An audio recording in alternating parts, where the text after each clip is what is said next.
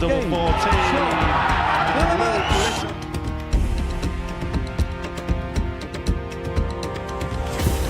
It's double five. Game, shot, and the match. Game, shot, and the match. So for the win, absolutely incredible by Andreas Harrison. Yes, he can. Marvin is the man. He wins Super Series 8.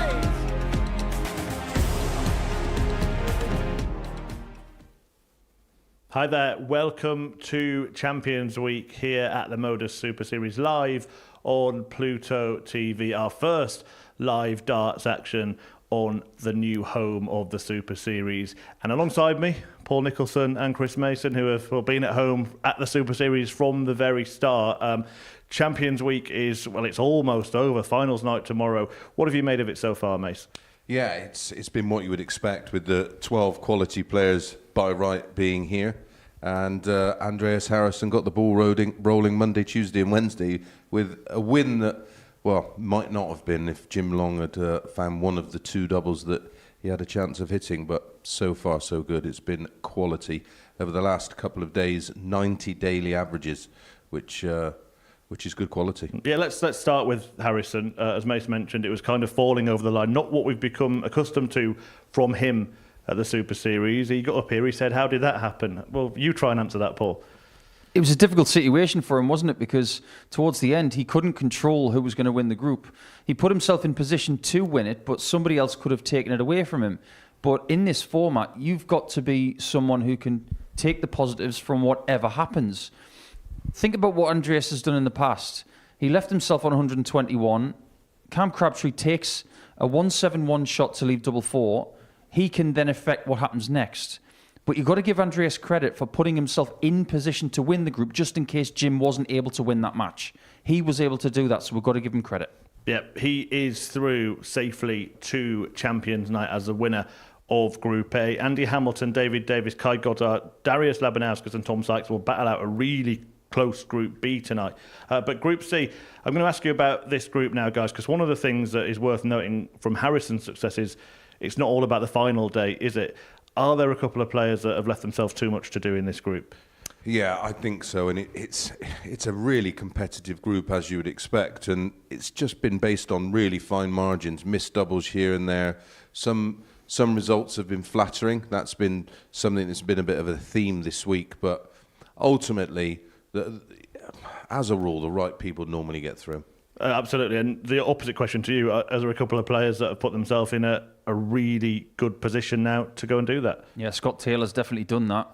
He averaged really, really well throughout the course of Group A. First 3 days, you're thinking, this guy is surely going to make it through to Saturday. Averaging high, not winning as many matches as he maybe should. But the fact is, Mason and I were talking about this morning, we had to laugh at this. He's averaging less in Group C, but winning more games. So maybe the timing of the shots is better. Yesterday proved that because he was able to finish 3 matches with ton-plus checkouts just when he needed them. He averaged over 95 in Group A. Yesterday averaged 91.5 and won 4 out of 5 games. Answers on a postcard. Absolutely. Let's have a look at the table going into this final session of this group. So it's Scott Taylor tied at the top with Derek Coulson. Romeo Grbavac sitting, well, in a good position in third. And Jim Long, who found himself in that fourth position in Group A, but then had the chance to qualify. Can he recover today? He's one of the few that can. There's group separation, and we're always wary of that. When you have 2 dominant players, it's going to be very tough. Only 2 go through, of course, in Group C. Tonight, it's 3 from 5, so it's a much easier proposition if you've left yourself a lot to do, which Andy Hamilton did last night. I think Jim Long can do it, but it's a real big ask because the top 2, Derek especially, looks very, very comfortable. He averaged nearly 95 for the day yesterday. Yeah, so no surprise that they are the 2 favourites with the bookies to get through. Interestingly, though, that both players are still odds against. The bookies aren't that certain that they're going to make it. Do you think that there's a little bit of concern that someone like Long or Grbavac could spoil the party there? Yeah, maybe a little bit. We've seen from Romeo, for example, when he was in Group B in his winning week, He started that night 5th, and he ended up winning the group. So, as far as I'm concerned, Romeo's dangerous. He knows how to find a way through a field. It's just a question of whether he can do it in a field of this quality. So his first game against Andy Bolton is crucial for him to have a chance to do that. Long could have won Group A. He was an 18-1 shot before the final day. You said there was value there, 14-1 today. Are we going to have a few people heartbroken? Do you think you could go for something similar? I tipped him up on the Tuesday at 14-1 to win the group, and ultimately had darts to do it. He's that kind of player that can get on a run, and he's used to playing multiple matches in succession. In America, that's what you do. You go out one tournament straight into another.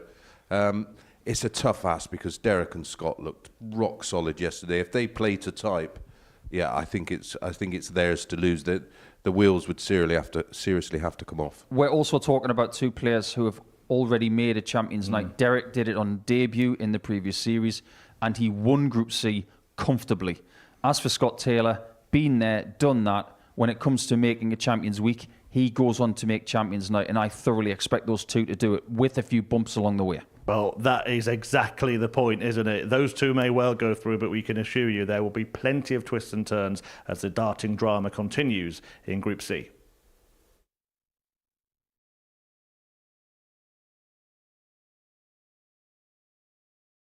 It's going to be fun. This could be fun. Loads of fun! To snag the 2 points for himself. He's got tops. He hits tops.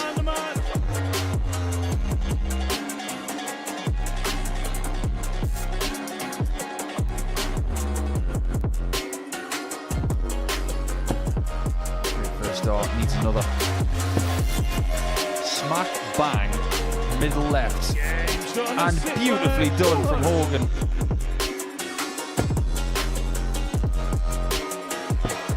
This is like Messi hitting the back of the net. Perfectly done. And in the corner.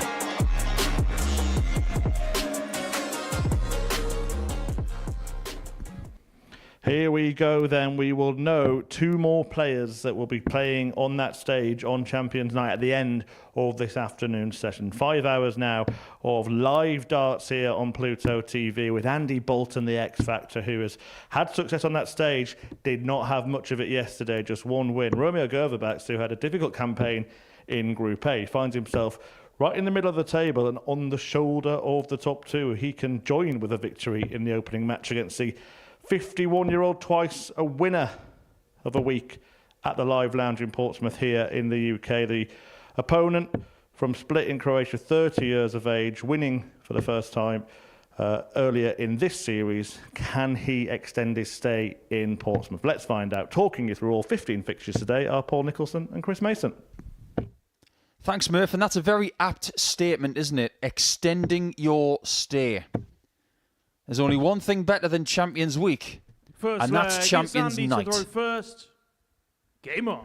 That is somewhere in the region of 30 hours away. Andy Bolton, if he wants to make his very first Champions Night 55 at the third attempt, this is going to have to be a flawless day miss. Yes, he's going to have to go 134. wire to wire, and even then, he's going to need to rely on other results going his way. He just didn't settle at all yesterday. 140. Is involved, of course, next week in the ADC Global Championships, which gets underway 80. on Pluto TV at 10 o'clock. No, 9:30, isn't it? Yeah, 9:30. 96. So, if it doesn't quite go his way today, I suppose he could say, well, I've just had a couple of days' practice. 99. Find a positive. I'm sure that's what Andy will do if indeed that happens, but if he doesn't make it to Champions Night, 100. Romeo Grbavac has had a lot to say about it. And it could be over as quickly as the next 15 minutes. As Grbavac goes to do the double over Bolton. 95 left. Can't be laying up in this position. He knows that. Double 19. Game That shot on is the a recovery first leg. effort that Andy you Bolton. crave when you've had a bad start to a leg, or indeed a visit like that. That is Second brilliant leg, from it's Bolton. Romeo to throw Yeah, first. clinical. Game on. Getting the job done, a 15-dart hold, and putting your opponent instantly 23. on the back foot and putting them on notice, I'm here to play today. Well, here is the situation here in round one. 59. If you think that these guys have got a little bit of room to wiggle today, think again. Because Scott Taylor will take on Jim Long in the third game. 58. Derek Coulson takes on Paul Hogan, who starts the day just like Andy Bolton on 2 points. If the top two win again, and Grbavac does not beat 140. Bolton, there is a 4-point gap at the top already, with 4 matches remaining in this group. 100. Any loss could be fatal. Yeah. I'm with you. I think it's a case today of Taylor and Coulson 96. just consolidating that cushion and just keeping people at arm's length. And they can do 40. that. I think you made a great point with Taylor going on in our third match this morning, or this 59. afternoon. He will see what's happened in front of him, and he will be aware of what's needed. 100. Already Bolton is And he making headway require here. 147. You only got one leg against Romeo yesterday afternoon. But if we are being fair, 60. Andy did not play well. Romeo didn't have to get the 4 legs that he needed for the 2 points. But this is already a marked improvement 100. from X Factor. And you require 87.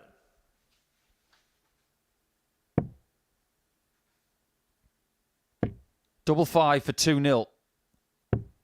82. Yeah, by the time they Romeo, met, you require Andy 80. was already down in the doldrums. It was the final match of the afternoon, and he was feeling 40. a little bit sorry for himself. And you require 5. So maybe today people are going to feel his wrath. Double 1. Game And shot there on you the go, it's a second 2-0 leg, lead for Andy Bolton. So Romeo's not going to get the same sort of start that he had Third leg, it's on Andy to the throw only first. Friday he has played Game on. here in Portsmouth. When he played Group B in Week 9, he started with a 4-1 win against Thomas Banks. Then he would go on to beat Andy by 96. 4 legs to 2. He'd beat Peter Jakes by 4 legs to 2 and finish the group beating Martin Turner by 4 legs to 0. That got him from the bottom of the table to the top. And then he'd be the best player of the week by beating Bolton in the final just 24 hours later. 100. I wonder if he was listening to I've started from the bottom, now I'm here. 98. Yeah, it was a incredible time for him. He, like Kai Gotthard, who we will see tonight in Group B, He's got game. he certainly has. Showed a lot of spirit last night. After winning a week here, 115. it can have such a profound effect. Grbavac went on to win the Eastern European qualifier for the World Darts Championship at 97. Alexandra Palace with the PDC. Gotthard went on to win the PDC Europe Super League to get his ticket to North London at Christmas time. 135. What would winning a series allow them to do next? Maybe give them the confidence to go and start winning games at Alexandra Palace. Absolutely. 134. Well, you look at the Andy, you after require effects 55. for players who do win here. So many have gone on to 45. secure tour cards and Romeo, you require Effectively. 76. will potentially change their lives. Change this game, Romeo, before it's too late. 56. It may just be too late. Andy, He's you had require chances. 10. Obviously minimal ones, only 2 darts at a double. And he may just be 3-0 down. 5. Andy will be livid with that. Romeo, you 2 require massively 20. advantageous guides outside that double 5, and he can't use either of them. And salt in the Game shot wound on because the third Romeo leg, does hit it. Romeo Grbavac. Yeah. Makes him pay. 4th leg, it's Romeo to throw first. Game on. He's not happy, is he? He had that look on his face for pretty much the whole session yesterday. 60. Well, one thing I've noticed about Andy over the last year or so is that when he's playing darts, when he's throwing like this, he looks pretty comfortable. But when he's not throwing, 59. he looks decidedly uncomfortable. It's almost as if something on the right side of his body, whether it's the shoulder, at the front or the back, 96. feels a bit tight or out of place. I just wonder if there's something going on in that department for Andy. Yeah, I mean, it's quite a thrust, isn't it? The action, and you 6. often see him just sort of manipulating the shoulder and giving a bit of a shoulder roll. 99. Bit of brick top. What kind of exercises would a dart player benefit from when it comes to shoulder mobility? Now, there's something that hasn't really 119. come up in modern day darts, but this is the perfect time to be talking about things like this. Yeah, John Part had a few issues, and I actually gave him some resistance bands of 140. varying levels, and yeah, it's effectively stretching but with resistance to, for one, increase mobility 99. without impacting Romeo, you too require much. 106. And then over time, of course, you'll build up a lot of strength in the shoulder. 90. Andy, you require 164. Okay, so the 164 is not going to be found. And what could have been, and in Andy's own mind, what should have been 3-0, 100. could now be a tied game after Romeo, you 4. require 16. It's amazing how quickly things can change here at the Modus Super Series. When he was looking Game in shot on the absolute 4th leg, control. Romeo Grbavac. Now, he'll be thinking about yesterday 5th and where it all leg, went it's wrong. Andy to throw first. Game on. And one of the benefits of being on site here in Portsmouth all the time, and now we have our own 24/7 97. channel on Pluto TV, and welcome to everybody tuning in on Pluto TV today, is that we can give you the insight into what is happening behind the scenes. 100. This morning, when Romeo Grbavac came into the building, he came in with his suitcase. I don't think Romeo's going to mind me talking about this, but what does that tell you, Mace, 140. about how this week has been planned? He may not have a hotel room for tonight, because if he is eliminated, 95. he may be going home straight away. Yeah, it's always... Sometimes that negative procedure can allow you to play with 100. freedom. It may feel like a negative approach, but he's basically saying, 57. well, if Andy, I you don't get through, I'm require going home. 164. And there's no pressure. And if I do, I'm sure I'll find a hotel room somewhere. Absolutely.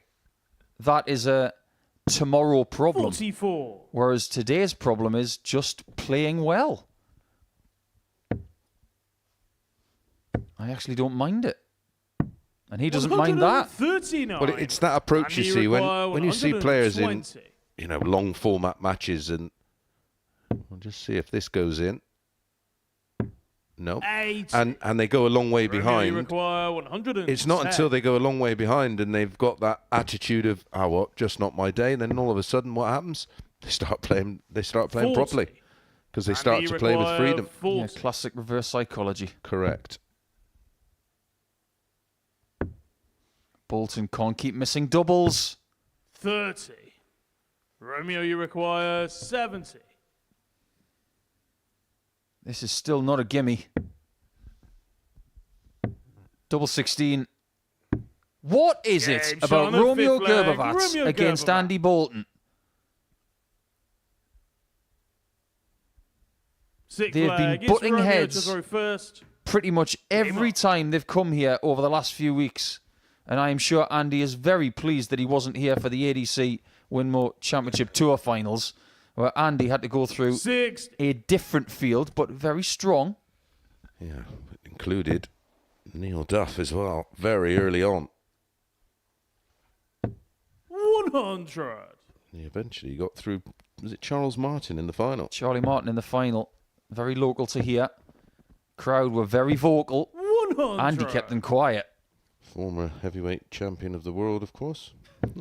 That's how I got confused with Charles and Charlie. 100.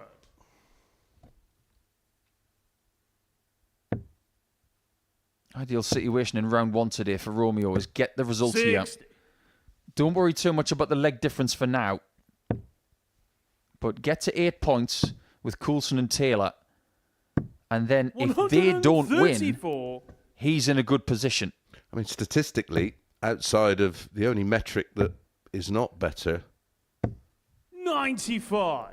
And Andy you Bolton require 167. has an average of 86 to Romeo's 82, but he's 2 from 13 on a double. He's had 4 more darts at a double than his 97. opponent, yet he's losing 3-2 because of that very fact. 98. And you require 7. This is surely to keep this match alive. He will have to utilise the 16s here. And on days like today, don't be chasing trebles. My word, that is missed by some distance. He is shell-shocked. He's missed it by that margin. It just goes to show how shell-shocked he is, because he didn't really know what to do next for a few 54. seconds. Romeo, you require 88. Tied it up nicely, but this is for the match. Should get a dart at the ball. 2 darts of 14s, and he only needs the Shot one. And the match, Romeo Grbavac. I think Andy Bolton is going to be very happy to see the back of Romeo Grbavac here in Series 9.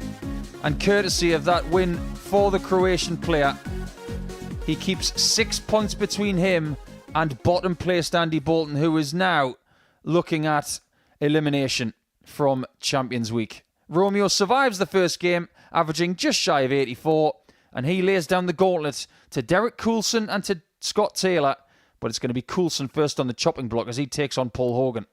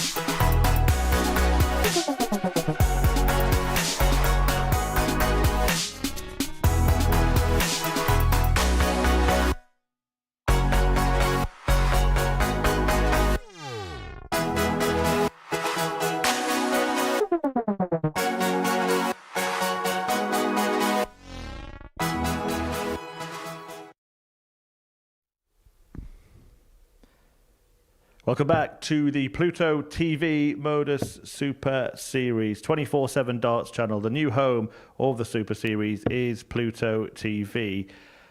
We may see some darts that are out of this world. We might just have seen a player fall out of Champions Week. Andy Bolton, the X Factor. Well, we chatted, myself, Paul Nicholson and Chris Mason earlier on, have some players left themselves too much to do? And as Derek Coulson pretty much done most of the damage on the first day, he got 8 points. A win here would see him move on to 10, the first player to get there. And Paul Hogan, the 61-year-old, is in the same position as Andy Bolton was. Just one win yesterday, and defeat here would pretty much put him out of the picture as well. And to put you in the picture on everything that's going to happen today, I'll hand you over to our expert duo. Paul and Chris are in comms. Thank you very much. The other Chris. So now, you're absolutely right. Paul Hogan, adorned in First his leg, it's Derek black to country throw first. colours. Game on. Lives in Basingstoke, but is from that part of the world. Wearing the red, white and black with the chains on it, and needing a huge 58. day to find his way to a first Champions Night. Incredibly, averaged 92.15, which is 44. higher than Scott Taylor, who won 4 out of 5 yesterday. And his reward for that 92.15 average, 1 win. Tough school, Nico. Very much so. 140. But that's the difference between these two. Hogan, who is in his second Champions Week, just like Derek. 100. Derek has a chance of getting to a second Champions Night. Now, if he wins Group C here today, that'll be the second consecutive series where he's won Group C in Champions Week. We're starting to see patterns with Derek. 95. Well, we're starting to see him improve. And, well, we discussed it yesterday, and I've got a theory on that. He works full-time, and 64. I think he was very much a player who was like most players, maybe played Super League and County, and when the seniors was introduced, it gave him a new lease of life, and he probably practiced a little bit more, and we're seeing improvements in his game. And that's the beauty of darts, I suppose. You can, in your 50s, become a better player. Derek, you require But 140. through application. Maybe through a little bit of financial freedom that you didn't have earlier in life. Exactly that. He's got the 2 treble 20s. 120. But he threw that third dart really quick, which is something he did a bit yesterday towards the end. I wonder if that's a little bit of a bad habit creeping in. Yeah, we put it down to fatigue, didn't we? 100. We Derek, thought he you may be a require little 28. tired. It was a tough day yesterday, and he played very well. He was statistically the best player Game shot of on the whole first group of leg, 6, Derek averaging Coulson.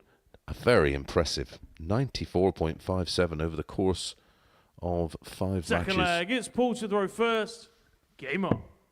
I would love to sit here and say that yesterday was by far the best 6. that we've seen from Coulson, but it really isn't. No. It's becoming the norm. He's one of the most dangerous players in the world right now over the age of 50, and one of the most consistent 100. and threatening players here at the Modus Super Series. Yeah, well, I was tracking his numbers when he started playing on the Seniors Tour events, and 140. who is this guy? And then to see him come here and win a week was absolutely no shock to me. Yeah, I was like you, we're quite similar in that regard. We love to see 95. numbers and look at likelihoods. trying to predict the future as best we can. But before he won his first Super Series week, which is actually his only weekly victory to date, because he's here as an alternate player here in the Series 9 Champions Week. I was asked at the end of the previous week, who do you fancy for the next week? And I said, you look at Derek Coulson. He could be a huge danger next week. And when he won, it really wasn't a surprise to some of us. No. I think that on the Monday we both fancied him to be the one that comes out of the pack. Because the first time he was ever here, he didn't win the week, but he looked very comfortable, putting in very decent numbers. 100. Probably requires 66. These kind of chances for Hogan have got to be efficiently taken, just to keep Coulson at bay. That's the kind of thing he needs to do. Paul Hogan. Yeah, that was the kind of thing that wasn't really happening for him yesterday. He was getting opportunities. Leg, it's Derek to throw first. He was unable to take them. With the exception of Romeo Grbavac, our first winner of the day. 100. Everybody else in Group C has been to a Champions Week before. But the only people who have been to a Champions Night prior to this week were the two at the top going into Friday afternoon. I don't think that's an accident. Well, when you look through the opportunities 140 that Paul Hogan had, in terms of darts at a double, Andy Bolton only 29 yesterday. 38 for Scott Taylor, 40 for Jim Long, 43 for Derek Coulson, 44 for Paul Hogan. The man who had the most darts at doubles, which is interesting because he had the second highest tally in terms of 180s, was Romeo.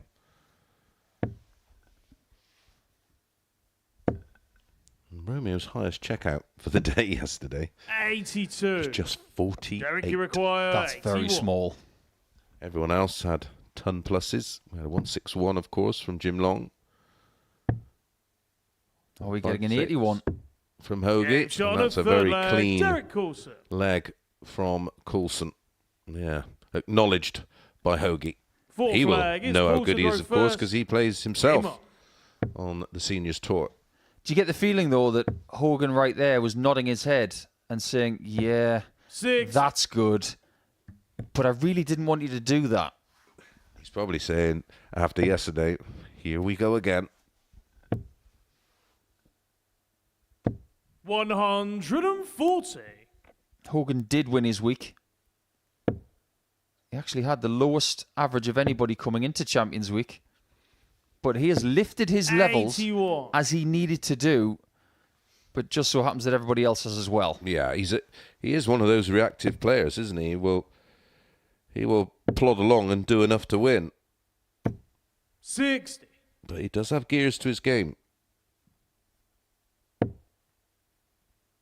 Didn't hit the heights yesterday in terms of averages. His highest average was 94.47, and well, the 180s were sparse. That's a good sign. Only at 3 yesterday, lowest of anybody 57. in the field. And when you come to a Friday before Champions Night like this, you're going to get fixtures like this a lot. 122. Essentially what you've got is Derek Coulson playing against 5 players right now, maybe 4. Because 140. a Paul Hogan win is is good for him and a lot of others. A Coulson win is not good for anybody else. Game shot on the 4th flag. No. Paul Hogan. The players' room will be filled with Paul 5th Hogan flag. fans. It's Derek to throw first. Game on. And they won't mind this situation right now. Scott Taylor, who comes up next. I was just 91. talking about doubles percentages. This is very good, Paul. 19 from 38, 50% on the doubles. A high of 99.23. 7 180s, the most of the field. Well, in this one game, Hoagie's nearly as many 180s as he hit across the day yesterday. 6. This is just a really good game again. These two yesterday when they played, Derek won with nearly a 99 average. Hogan lost with nearly 95. 7 6. great legs of darts. This is almost a carbon copy. It is, pretty much. Hogan yet to miss a double. 95. The difference between this and yesterday was, yes, he created opportunities, but more often than not, failed to take them. Is this another? Well, there we go. 108. He has now hit as many 180s as he hit in 5 matches yesterday. What a difference a day makes. And the next line is 20. 24 little hours. 108. Like the sun and the flowers. Only require 81. Can't get enough of this stuff. Edge Oh, on the what a fifth leg leg from for Hogan. World class 11 darter, and Coulson, who is now averaging Sixth a leg, ton, it's Paul to throw is first. behind. Game on. Yeah, 180, 60, ton 80, 81 in 2. Class. 100. That's what you want to do when you walk into this building at around 11 o'clock. You say to yourself, if I can't qualify, I'm going to cause trouble. Yeah, he was doing that 6. 20 odd years ago when most matches were best of 5. That's why he was so hard to beat. This is the first time we've seen him with new barrels in 45. almost a generation. Breaking them in for a Champions Week, that is pretty gutsy. Maybe it's something that he had to do because he might have had a malfunction with the tungsten or a point. But what I will say is I've seen enough 100. from these new barrels that they should be in the darts case permanently now. They look very, very good. 100. Well, he just looks so comfortable with them, doesn't he? Yeah, maybe what he should have done, though, instead of having the colours on the barrels as they are, he should have had them made in the colours that he wants. 100. You mean the Black Country colours? Yeah. Absolutely. Although he's just not that kind of guy, is he? Yeah, he doesn't care about the materialistic 82. stuff. Well, maybe they were in those colours and they've just wore off already. If this is what old school darts is, 139. I'll watch it 24/7. This has been a fabulous match. Well, you can on Pluto TV. 132. Derek, you require 62. He's already taken 62. Now that's interesting. That's double 6 left. That is a fabulous John, checkout sick for 2 leg. reasons. Derek Coulson. He's recovered. And look at Hogan's reaction. 7 But for earlier final on, leg. when It's he had Derek to 81 throw left, he hit first. 19, treble Game 14, on. double 10. There with 62 with 3 darts, he went different. Yep. He went with how he felt, I assume. A great reaction from Ogies. 6. He's probably watched that and gone, where's that second dart gone? I've got a chance here. Well, I can understand how he's feeling because he's averaging 99. 140. Now 100. He hasn't missed a dart at double. And he's in a level match. Yeah, he just didn't get the opportunity to win the match. Finishing from both has been fabulous. I mean, the 50% from Coulson is 100. very, very good. But 3 from 3 for Hoagie. 3 180s. 3 140s. This is all out of the threes. This really is one of the best games of the week. 85. It may just be the precursor to lots of games like this. Because when the intensity and the nerves go up, these players can deliver. Well, they are here. This is match number 1 of the day for both.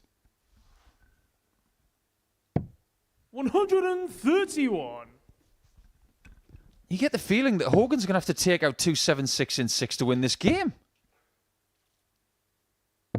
100. And he's not going to do so.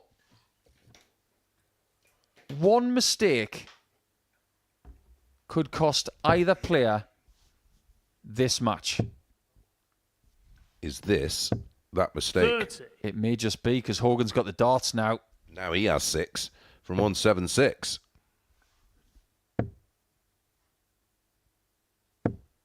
60. A little bit edgy towards the end. I think Hogan knows that if he loses any game today, he doesn't stand a chance.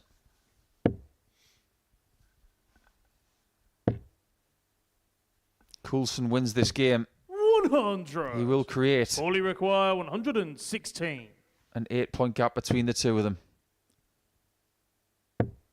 Doesn't get the treble, so Coulson with 2 6. single 20s and tops, Derek, he or require 80 points in 8. total. However he wants to take it, this will give him 2 crucial start of the day points in Group C. It is tops.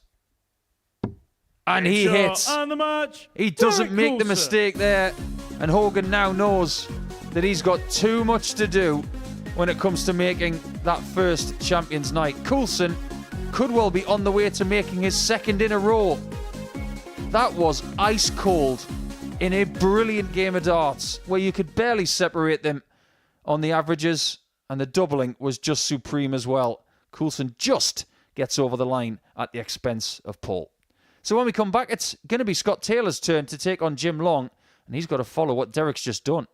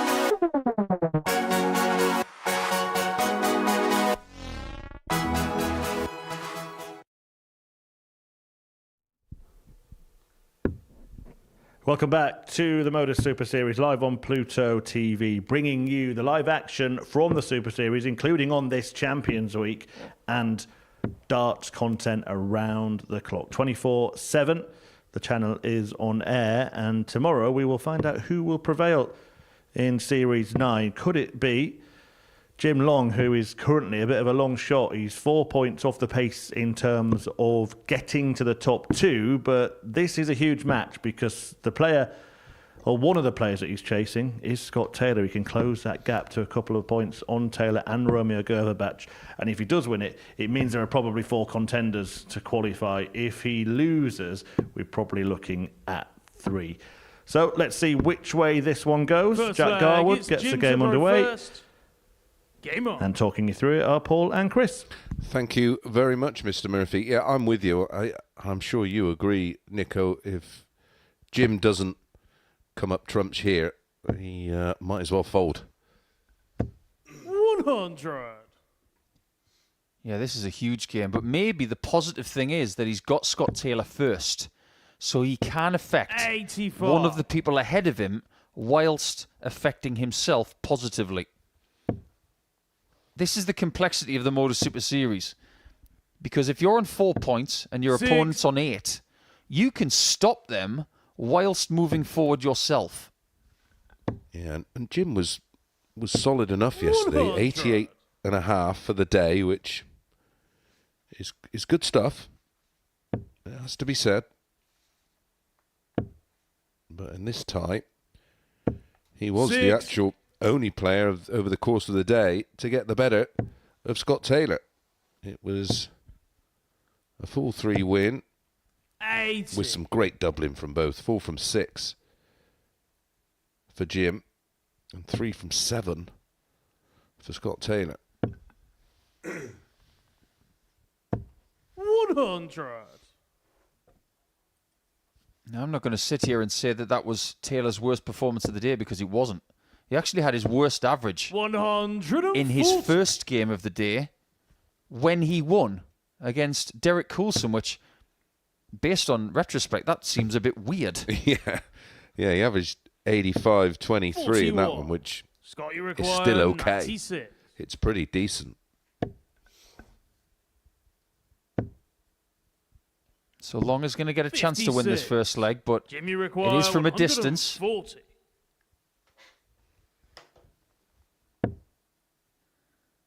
That's a distance he can't close.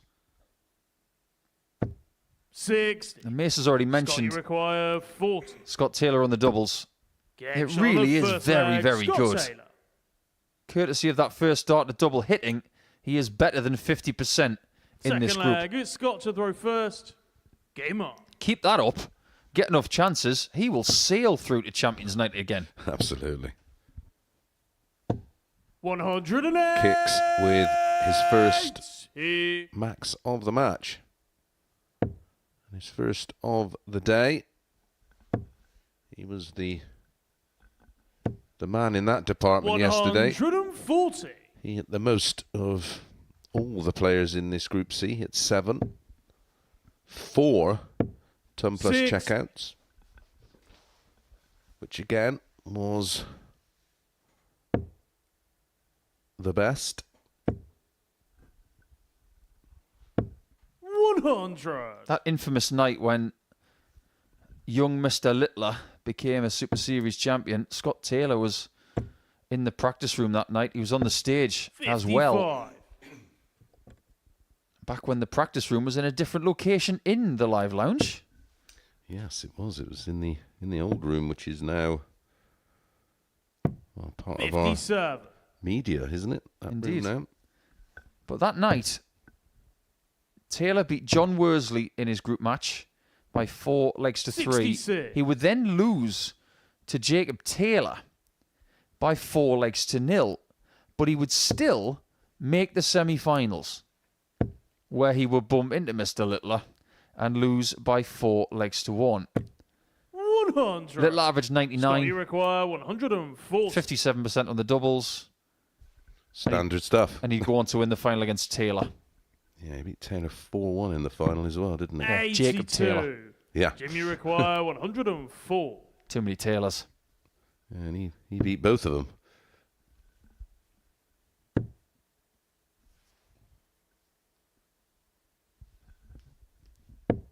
$44. Scott, you require 58. Double top again. And he's Gage just on not the missing second doubles. leg, Scott Taylor. If he keeps doubling like this, people are going to go to the bar on Saturday night here in the live Third lounge and leg, say, it's I'll just Jim to throw have first. a Game Scott on. Taylor.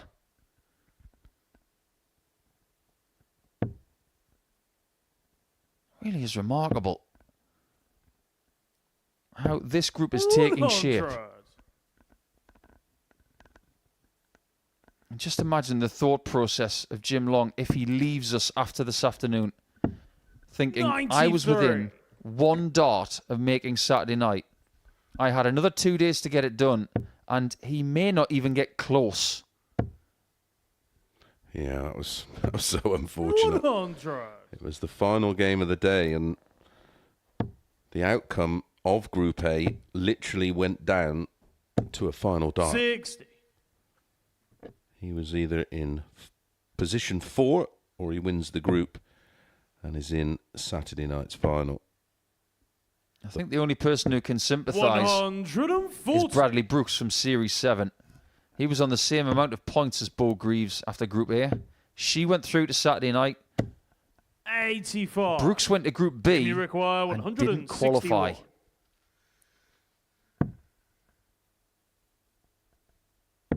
We love this route. 136. Weight of dart was spot on. It's risky business against someone who hits as many maxes as Scott Taylor, though. It is a bit risky. 99. Jimmy required 25. But Jim strikes me as the kind of guy who takes calculated risks. Yes. And he's probably wanting something just to give his confidence a big boost. 17. Taking a shot out like that Scott, you will require do exactly that. 164. What would this do?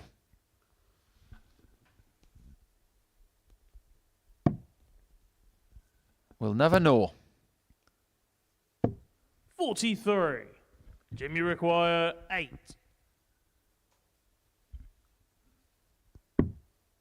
Surely this time, great marker. Game shot on a Had to third go in. leg. With the Jim way Long. his darts behave, all he had to do was glance that flight and it would just caress its way in. Fourth flag, it's Scott to throw first. Game on.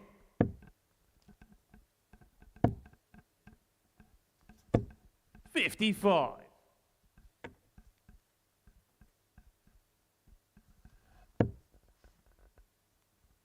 When Jim was playing so well in week 11, just a matter of 2 weeks ago, 125. I'm sure he was thinking to himself, I'm coming into form at just the right time.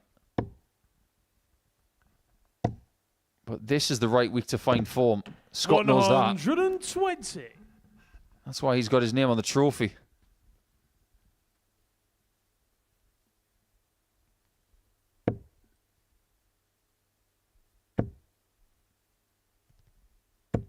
$140. And just because Taylor has the lead at this point, don't be fooled that he will win this game simply. Look at the problems 137. that Paul Hogan caused for Derek Coulson in the second game. And he did so from behind.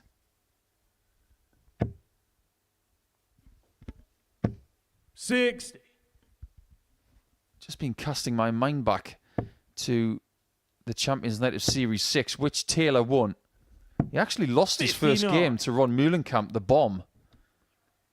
And then he would beat Cam Crabtree by 4 legs to 2 to make his way through at Cam's expense. Then he would beat John O'Shea in the semi-finals 90. and win that Scott, you require famous final 130. against Tom Sykes, who might be standing in his way again at some point come tomorrow. 58. Yeah, I thought he was Jimmy require 86. going along very nicely last night. Beautiful dart there from Jim. Double 16. Game shot on the Sensational fourth 15 leg. darter Jim Long. from the Canadian. What looked so simple at 2-0 has now become quite Fifth complicated flag, for it's Scott. Jim to throw first. Game on. Looks fairly uncomfortable on the stage, but with his experience, I'm sure he's seen it all.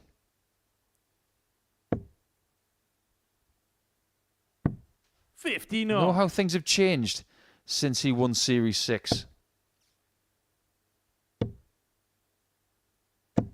95. We have seen throughout the course of 2024 some ridiculous darts. Connor Scott averaging over 120 for the second time in the history of the Modus Super Series, behind Daryl Pilgrim's 6. record. We've seen the perfect week from Bo Greaves, winning every game she's played in a week. Nobody else has done that. Literally 56. wire to wire. And she even put in a women's average record in this building of over 114. Yeah. It was against Kevin Painter, wasn't it? Yeah, I'm sure he loves the fact that we bring that up. 100. As you luck. Yeah, Greaves made the semi-finals of Series 7, ultimately being stopped by the champion, Andreas Harrison, who could be the champion again tomorrow. Yeah, the girls have contributed massively. Of course, Fallon was the first ever TV9 darter for a woman, and 59.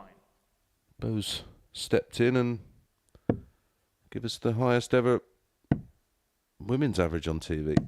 134. But the other ladies need a lot of credit as well, because it's not just Sherrick who was made a Saturday night here. Gemma Hayter made a Saturday this year.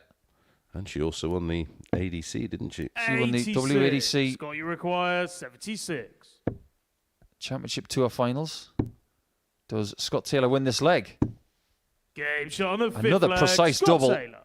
He's only missed one at the outer ring, but he's still got a bit of VP Sixth going on leg. here. It's Scott Visit to throw perfect. first. Yeah. Game on.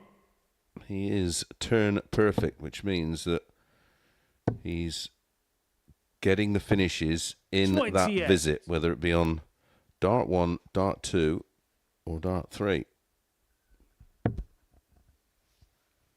We could see huge fluctuations in this table 45. over the next hour.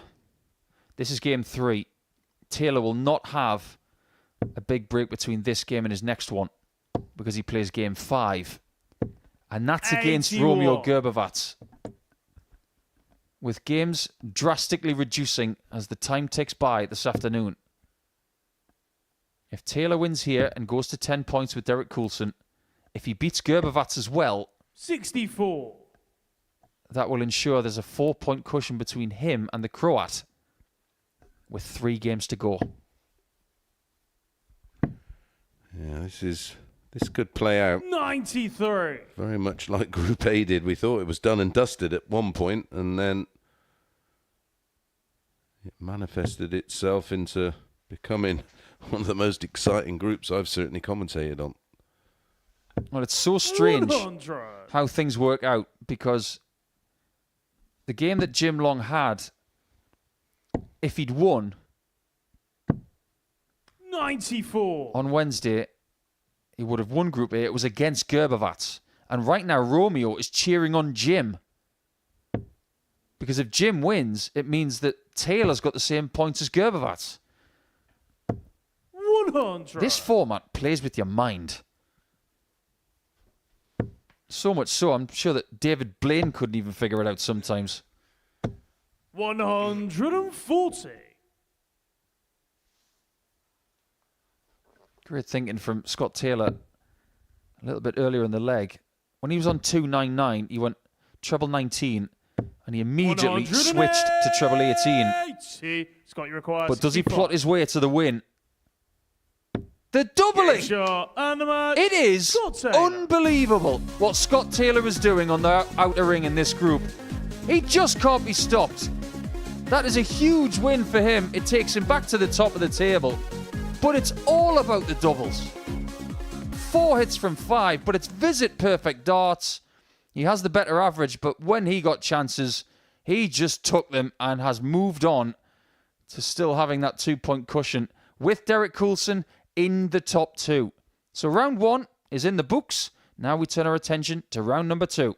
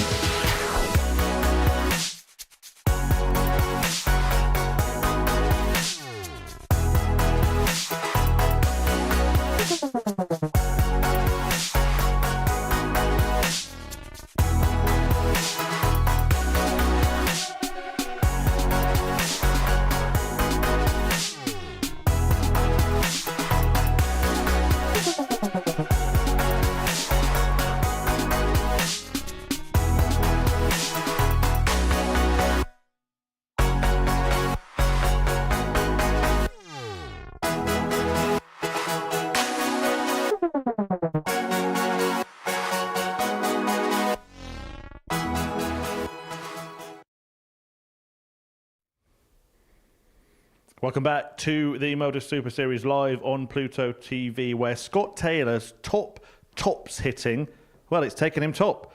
Taylor on 10 points in the league table, level with Derek Coulson. It's kind of as you were for those two, both winning their opening matches, both in pole positions. However, Romeo Grbavac is on their shoulder. 8 points for him. All three of those players winning their opening games, meaning that Jim Long, Paul Hogan and Andy Bolton now are really clinging to the cliff edge. In fact, you would probably say that it is mission impossible, certainly for the two on the stage right now. But one of them has got to win the game and keep themselves in contention. Which will it be? We'll find out in the company of Chris Mason and Paul Nicholson. Yes, indeed. Whoever loses this game, it will go from mission improbable to mission impossible, like you said. So your mission, if you choose to accept it, Andy and Paul, is to remain relevant. But you can already see, First leg, based on the Paul facial to throw expressions first. and body language, that they pretty much know their fate. Yeah.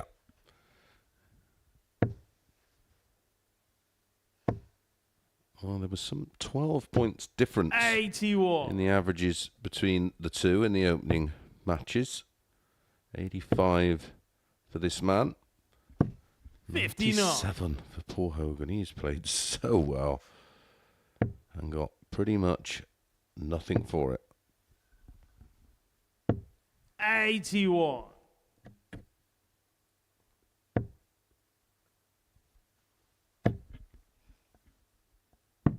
I think what this group is teaching us, and what seniors darts has also taught us over the last few years, is that just because you are of a certain age doesn't mean you can't be world class.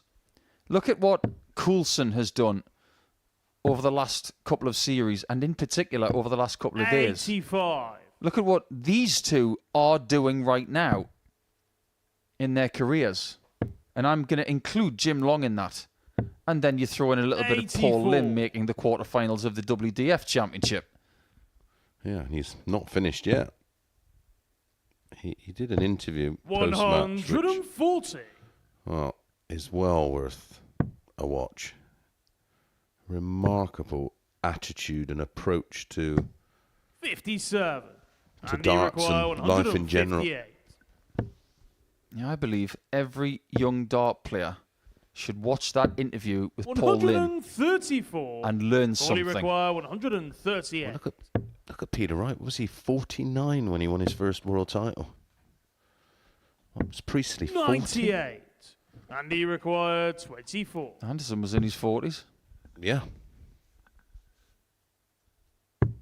Oh, how has that not gone in? No score. That is seriously, Paulie require seriously 40. strange that he's wired it 3 times like that. That doesn't happen very often.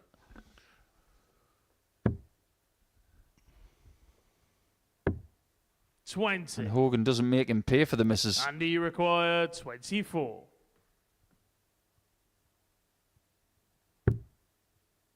Still double 12. Double 12 no longer. Just 12. 12.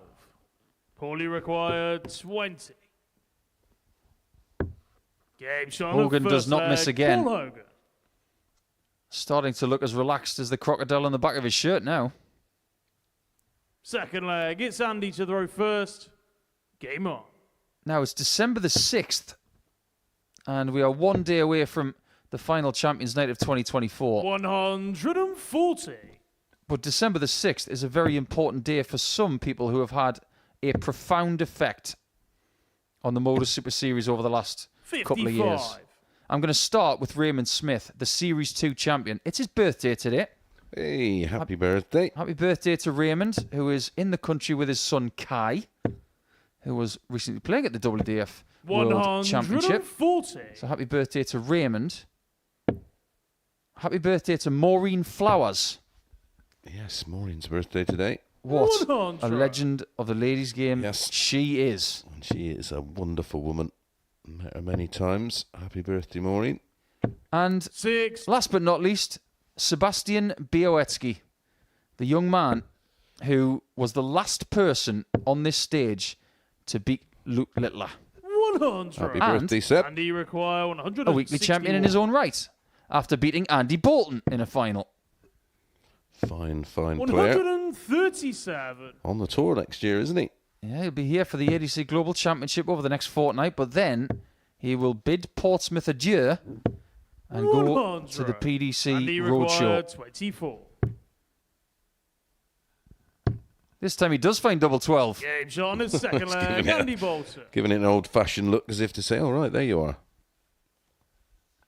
Third I would leg. like to it's say that he Bolton was throw looking at first. that double 12 Game on. like a somewhat aggressive Scotsman, but he 6. represents Scotland with a Stoke accent.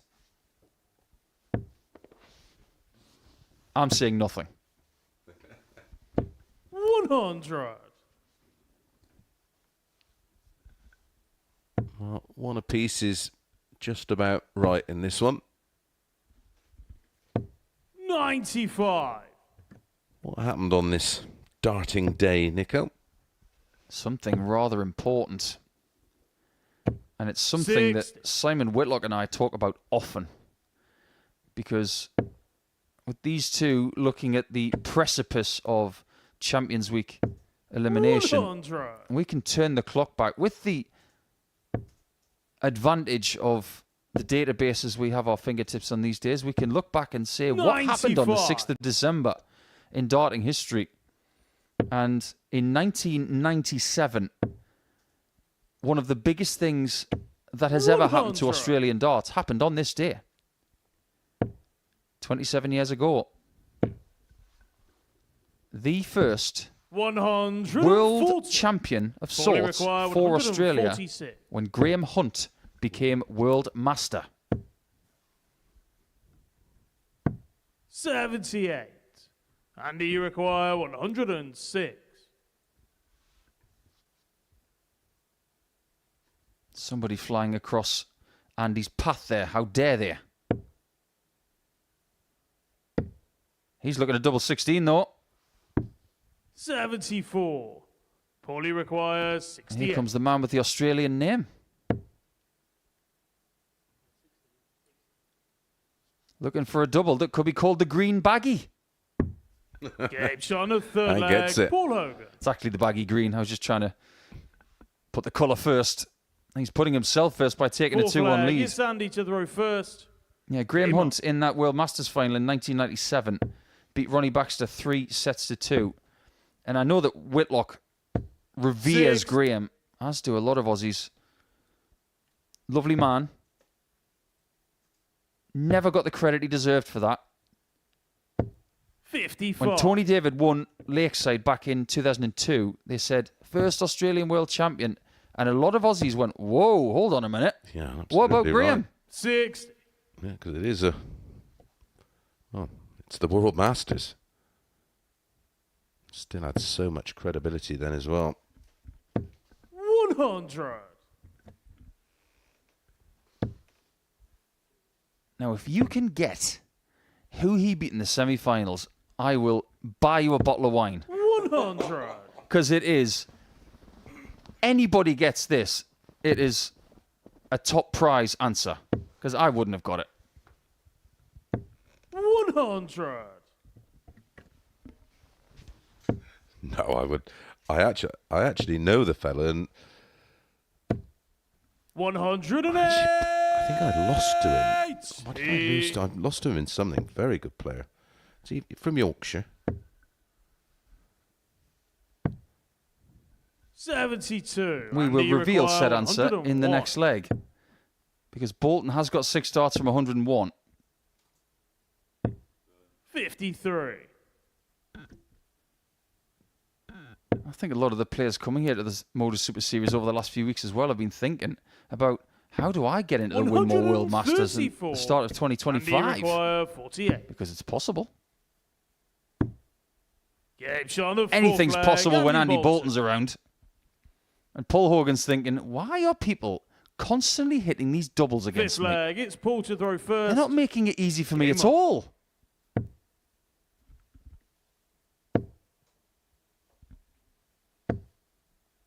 That darts was never meant to be easy.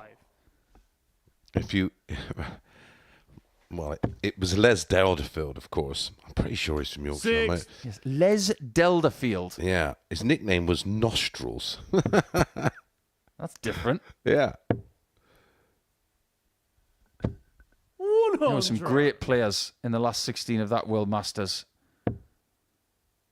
Eddie Lovely.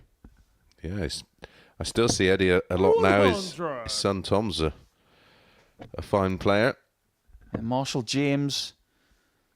Kevin Painter. Marco Cantala. John Part. Peter Hinkley. 140. Another Australian. Martin Adams, Mervyn King. Andy Hayfield, former England international, of course. My old pal used to 100. Poorly require 136. play a lot with Andy. Yeah, that's someone that Paul Hogan will know plenty about because Yeah. he's been around since then. Yeah, oh yeah, absolutely. Yeah, Les was from Shipley in West Yorkshire.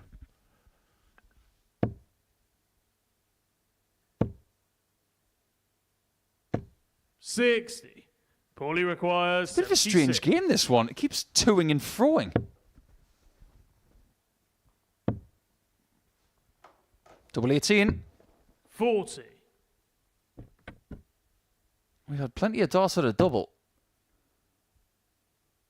But only 4 hits from 16. 130. And considering what we've seen required from some other 36. parties, this is a bit off the pace. Maybe it's a sign of shot of why fifth leg, they're Paul at the Hogan. bottom of the table. But Hogan has the lead once again. Sixth flag. It's Andy to throw first.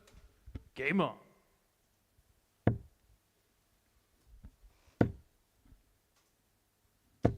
$140.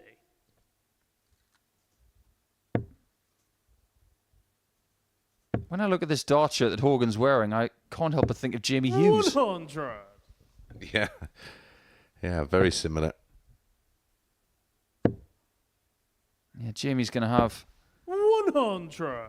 a bit of an interesting Christmas not being at the World Championship and contemplating a first Q school in a while. Yeah, it would have been a while as well, 100. wouldn't it? What's he had his card for? 7, 8 years, maybe? Yeah, a long time. Winner of the 2019 Czech Darts Open, the very first winner of that tournament. Made his way to the match play with that win. He's been at World Championships since, 100. but seems to have lost his way. Andy Just looking for require something to 161. reset his career. And I wouldn't be surprised if he didn't make it through Q School and used the Modus 40. Super Series as a launching Poorly platform require for his next 161. phase.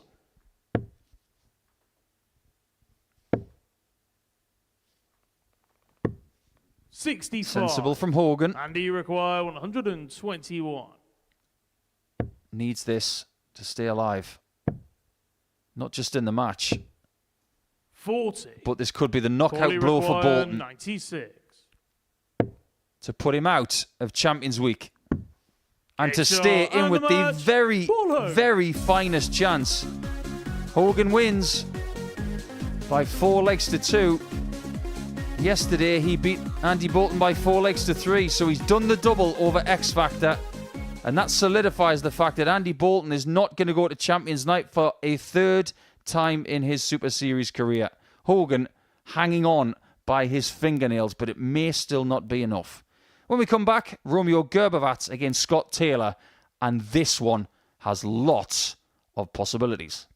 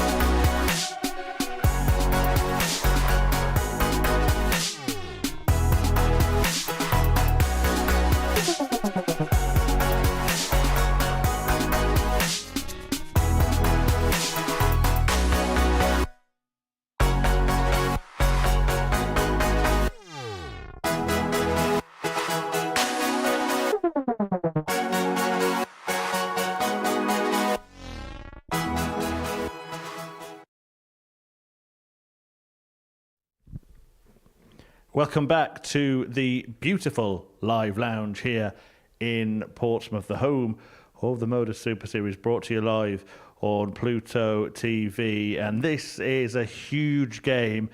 In terms of this group and how dramatic this group could be, Romeo Grbavac is currently 2 points off the top two. The man at the top is Scott Taylor. He's got 10. Derek Coulson's got 10. And Romeo Grbavac is on 8. So if he wins this one, then there really is a good race at the top of the table. In fact, if Taylor and Coulson win the next couple of games, then Hogan and Long are going to join Andy Bolton in being eliminated at quite an early stage on a Friday. And we've just had word that in practice, Scott Taylor has hit a 9-dart finish. So that will strike the fear of God into Grbavac. Can Taylor reproduce it when the referee calls game on, which he just has? Jack Garwood gets the game underway. Paul Nicholson and Chris Mason will guide you through the action. 100. Yeah, but how many times have people hit 9-darters and gone on to then produce it afterwards? We have seen John Worsley hit a 9-darter on this stage in his 9 practice darts, and then he celebrated it in front of no people. 81. We did see Phil Taylor do that at the Premier League final once against James Wade, and Christopher Tysky's done it at the German Open against Stephen Bunting in practice darts. 108. It wasn't the same match that Taylor hit 2 in, was it? No, that was the final, wasn't it? Yeah, actually, myself and Phil Taylor and my pal Marcus Knappman I was thrown with Marcus on one board a couple of feet away from Phil playing on the board to the left, and 108. wow. Well, it's a shame he started, Nico, with 60. Phil hit one, and then I literally hit one almost straight after, and then Phil went out in the game and hit one in leg 5 of the match play. Double 13. 55. Almost started with a 12. 120. But there is a route here to breaking him. Well, 60. the 180s to hit the 9 in practice. He certainly found them in the opening leg, but he's got to convert. Yeah, I like that play. No score. He couldn't see the double 4. Romeo, you require 60. That's different. Oh, don't look, Scott. That is naughty. 60 checkout that way. Second leg, it's Scott to throw first. That's like having a goal in the Premier League come off the back of your head and you didn't even see it go in. 59. Double 1, 18 tops. If that's hit against you, Mace, how are you feeling? Like I'm going to vomit. 98.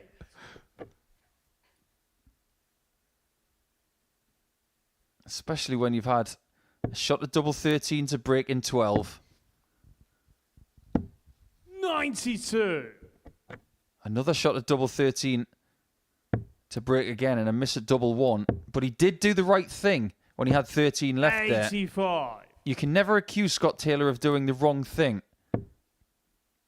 He knows the dartboard better than most. Well, I probably would have got... Listen, if you think you're only going to get one dart at a double, would you rather have one at double 1 or double 2 all the way down at the bottom of the board? 100. Just one dart? Yeah. Double 1? Yeah. Especially for him who likes tops. 100. It's only a slight adjustment. It's not, it's one dart left in your hand. It's not like you've got to worry about splitting. 140. Romeo's causing problems for Taylor here. But only if he misses doubles, which he's not doing very much. 80. But a little bit more in this game. 78. His doubling in the opening game was outstanding, wasn't it? 4 from 5. His doubling yesterday was 19 from 38. 76. He's on a bit of a... Scott, you require... Or was on a bit of a roll in terms of finishing. Another odd number split. This time he does go for 4s and hits it. That's crucial. Scott Taylor. Because this match is big. Third leg. Taylor wins. Romeo to throw first. He goes to 12 points and has a 4-point cushion between himself and Romeo. If Romeo wins, 58. he will equalise Taylor and Coulson on 10 points with Derek still to play in this round against Jim Long. 123. And if that happens, and then Long beats Derek, 3 players on 10 with 3 rounds to go, 58. and Long wouldn't be out of it.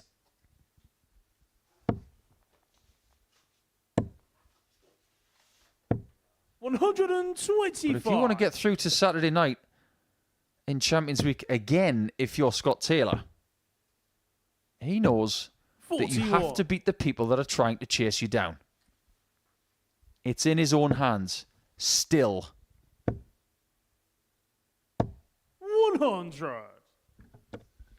Yeah, and Scott gave him a bit of a thumping yesterday. 43. 4-1. Scott, you require 153.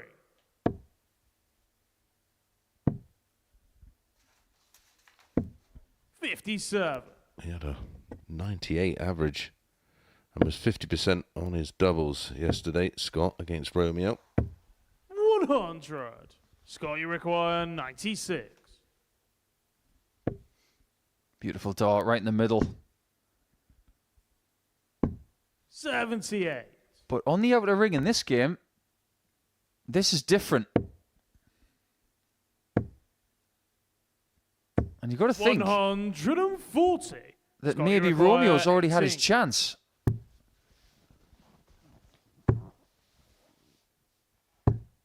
No But score. Scott was talking to himself a Romeo, little bit you more than require usual on that double 61. 9. And Romeo can still get the lead. Double 18.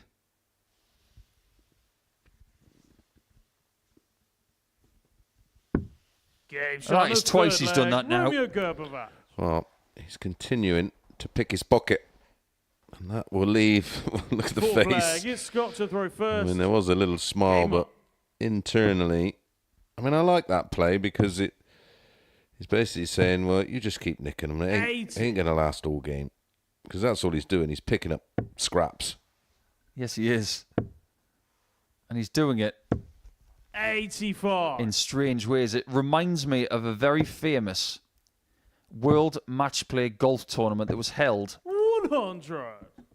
in the United States a few years ago. The final was between Victor Dubuisson of France and Jason Day of Australia. 100. And Victor found himself in the weeds and the rocks quite a few times in that final match. 99. And he kept finding a way to get up and down. And ultimately, Jason Day was standing on the green as if to say, how do you keep doing this? 100. This shouldn't be happening. Yeah, but you get it, don't you? I've seen it in many sports, snooker, where someone's continuing to play poor shots, but 100. finding a way to find the top cushion or behind one of the bulk bulls. 120. now. Scott, you require 122. Rejected by his own tungsten. Romeo was even money before the off, even with the throw. 61. Scott was Romeo, you require 96. 8-2-11 favourite. Double top.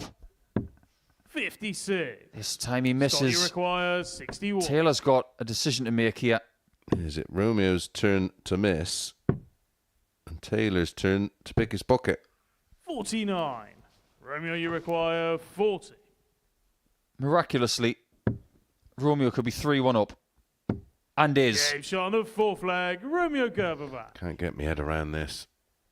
I mean, they are both averaging 85. Fifth leg. It's 3 Romeo from to 7 on throw the doubles first. for Romeo. 1 from Game 12. on. He's nearly had twice as many shots at a double. It's not like he's been missing doubles by a massive amount as well. He's just been on the 99. wrong side of the wire. And Grbavac has been there to mop up the crumbs. 85. If you were going to put these two at the crease in cricket, the way to describe this match is 95. this. Romeo is constantly hitting the ball with the outside edge and it's missing the slips. Scott Taylor is doing the same, but he's been 125. caught.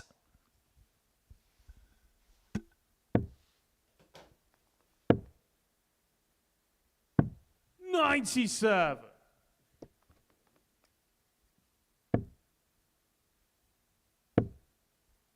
There's another situation happening as well 59. in the leg difference column. Grbavac is making up ground there. And if he wins by 4 legs to 1, he will go to plus 94. 7. Taylor will go to plus 8. There'll be 1 leg between them. Couldn't be any tighter, really. Oh, how things can change. 65. And Taylor can do nothing Romeo, about you this. require 116. Literally nothing. Tops. 96. But now he Scott, you can. require 167. But it's the stiffest of asks. Bull. 142. He almost had the answer. Romeo, you require 20. For the win. It's double 5. 10. He's let it slip. We Scott, you don't know require just how 25. crucial missing that dart could be for a 2-leg swing. Game shot on the Taylor 5th doesn't miss leg. again. Scott Taylor. He hangs on.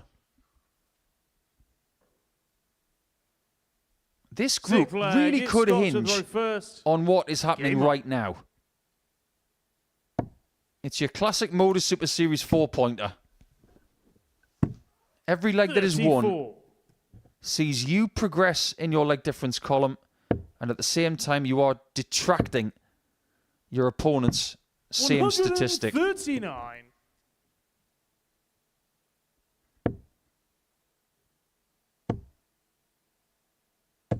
$140.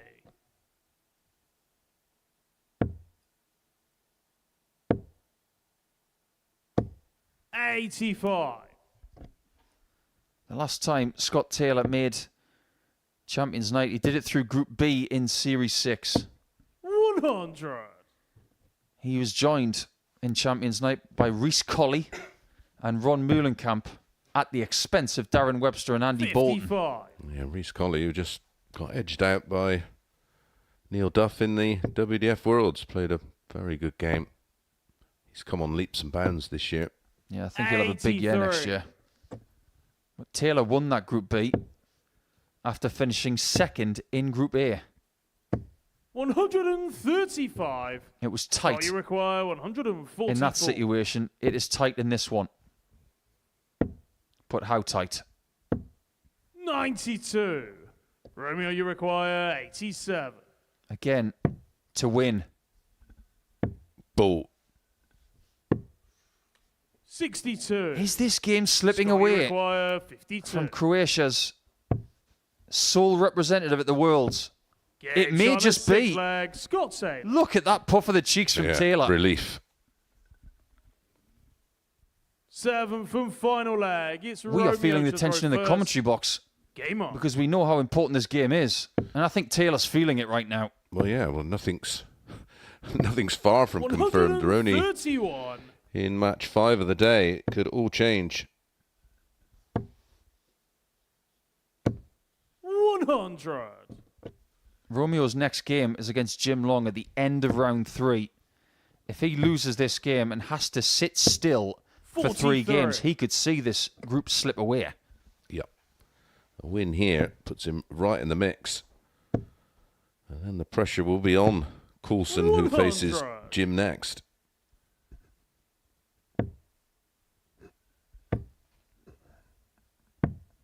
$49.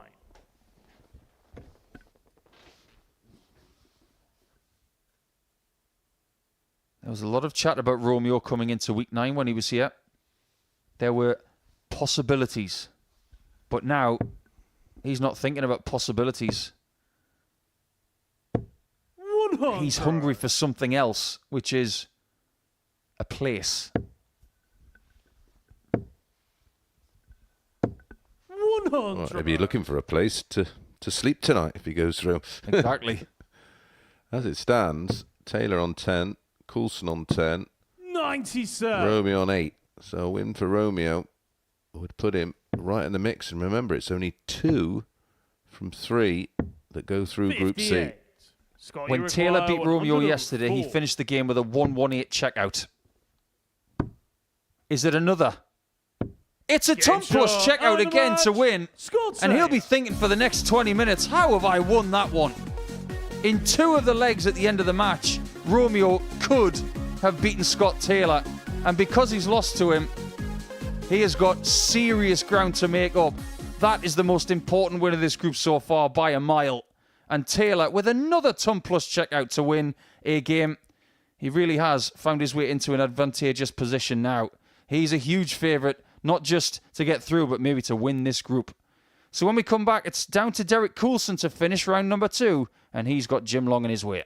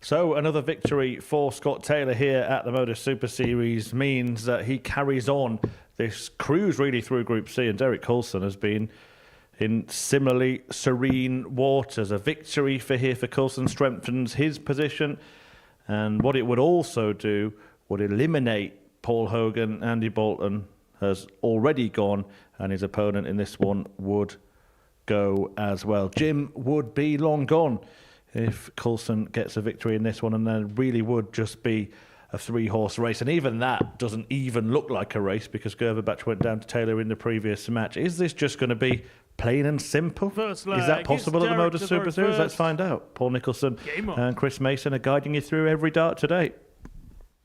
We don't do plain and simple. Have you been watching, Murphy? This week has been nothing but carnage. I'm sure there's going to be another twist at some point, but maybe 41. if Grbavac is going to have a chance of getting through this group into the top 2, he could use a favour from Jim Long right now. Yeah, and Jim is due 85. one. Is it going to come here? A defeat here to Derek, and well, it's not mathematically 140. game over, but it is pretty much, isn't it, Paul? Yeah, if Derek goes to 12 points, Romeo's 4 points behind 140. with only 3 rounds to go. That's pretty close to a catastrophe. And Jim is going to be going back to Canada sooner than he wanted to. 41. We're seeing a lot of people this week who have been to Champions Week before, but not to a Champions Night before, repeating the trick. 140. It looks that way for Bolton, for Long, for Hogan, and they're all in this group. Starting to see a pattern of behaviour with 59. some of the players this week. Jimmy require Think about Sykes. 136. He's never missed Champions Night when he's been to Champions Week. Same for Scott Taylor. 88 for Jim. 120. He'll come back. And also the same for Andreas Harrison. People getting to week 13 and always making the final day. 6. I think Derek would like to be that Jimmy kind of requires person. 16. Fascinated to see what version of Andreas we get on, well, tomorrow night, because it was a little stop-start despite winning 12. Group A, but he had to Derek, you rely require winning it because of that man there. 160. Jim Long missing opportunities against Romeo in the final game of the day on Wednesday afternoon. Group A couldn't have got more exciting in the end. Yeah, it was one of the best ones 6. I've seen. Jimmy require 4. I'm sure that's going to be part of a highlights package It's that on we the will put first together leg. for Jim people to Long. relive on Pluto TV. And we were living on the edge of our seats so Second much that we leg, it's needed Jim new to throw seats. first. Game on. Jim was a bit confused there as to whether that was a break or not. I assure you, Jim, it was. Well, as they say in tennis, a break's only a break 100. if you're old. He's got to consolidate that break of throw and keep Derek very much with his back against the ropes. 100. You know, if Coulson played mixed pairs with the Group A winner from Series 7, they could call themselves Bo Derek. 6. Genius, Nico. I make that happen. We need a mixed pairs special. I think that'd be fun. So you'd have Bo Greaves and Derek Coulson. By all means, get in touch with us via our social feeds and let us know 83. what the team names could be if you had weekly winners with other weekly winners. Well, I've got mine sorted out.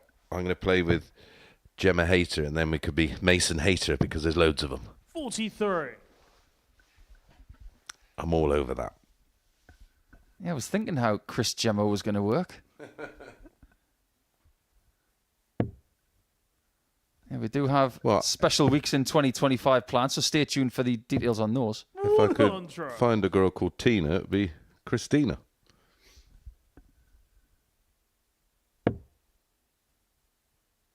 If only Gary Stone had won a week, you'd be Stone Mason. 100. Absolutely. Smashing it out of the park.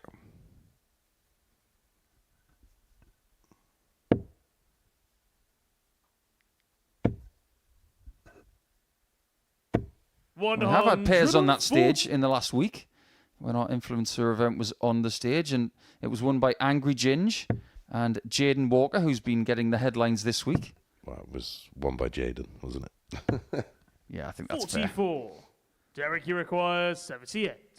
So to equalise, this is such a key time where Derek is going to be tested. He's on tops. And Derek doesn't On crack. the second leg, Derek Coulson. If he loses to Long, he's susceptible in round Third number leg, it's 3 Derek to throw today, first. Game on. where he will take on Andy Bolton. Think about the kind of spoilers that you're going to get in a group like this. You do not want someone like Andy Bolton with nothing to lose playing you. Yeah, because at some point he's going to turn it on, you would 60. think. Like we mentioned, Romeo is back against Jim Long in game 9. 60. Scott Taylor has got the small matter of Paul Hogan. Yeah, if he can get that done, then, well, 1 foot and 3 toes in the final tomorrow night. 96.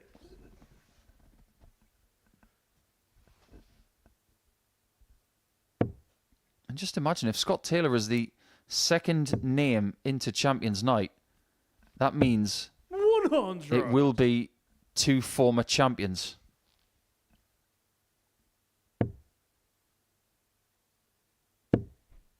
It's very simple for us to sit here and say that 100. we could possibly have the best ever lineup.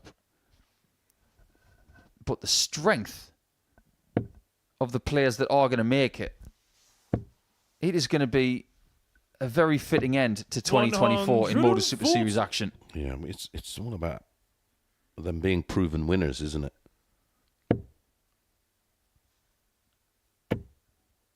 And in the past, we have seen a 100. Canadian in the final match. Jacob Taylor lost to Luke Littler in Series 3. And please remember that when Jacob Taylor made that final match, he got into Champions Week as the highest averaging runner-up. And that is what Derek Coulson is 145. in Series 9. 75 left, so treble 17 should be his target now. 87. Jimmy required 24. Jim is causing trouble. But only if he hits this. And he does. On the third leg, Jim Long. Fine final dart. This was a belter of a game Fourth yesterday leg, where it's Jim Derek to the turned up the first. heat. Game on. Averaged nearly 100, 4 out of 7 on the doubles. And even when Jim played very well, he was punished for pretty much every dart he missed at double. Yeah, he was getting the odd dart here and 140. there, wasn't he? And he was all over the doubles, but they wouldn't find the target. And Coulson was just stepping in and taking advantage.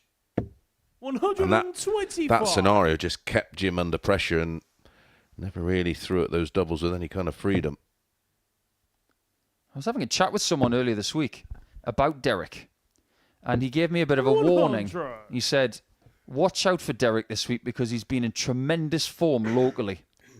He's a good friend of the show, actually. Sam Mulliner from Newcastle United Fans TV. He said, watch out for this guy. 100. And it's not the first time that Sam has said that. Sam's a good friend of Dave Pallett, who has played here also. We wish Sam, Dave Pallett, and everybody from the Shropshire area a very Merry 6. Christmas and a prosperous New Year. I just wonder if that area of England, which has seen some very fine dart players come through, are they going to have the last laugh 100. this year at the Modus Super Series? It will be our final Super Series champion of 2024, but we've got the small matter 100. over the next couple of weeks of crowning the first ADC Global Series champion. 100. Jimmy require 101.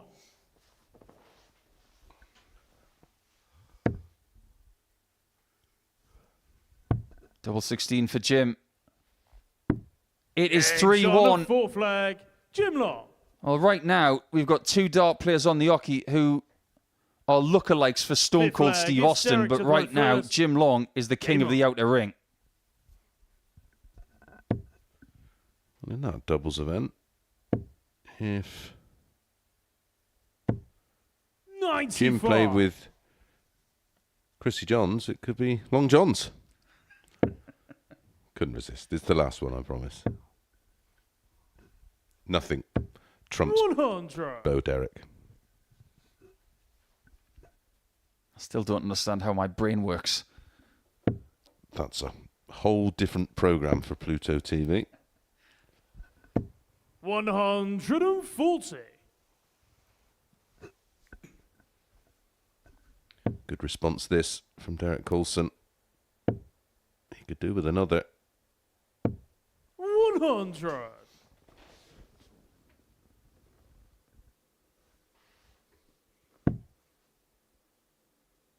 Has to go upstairs and maybe back downstairs. 59. That was a somewhat intricate way of trying to leave a finish from 266.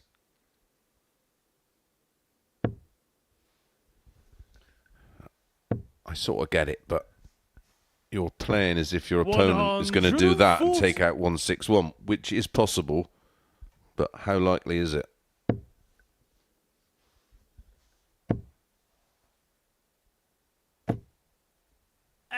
Wow, that third dart. Jimmy require 100. That could have gone anywhere.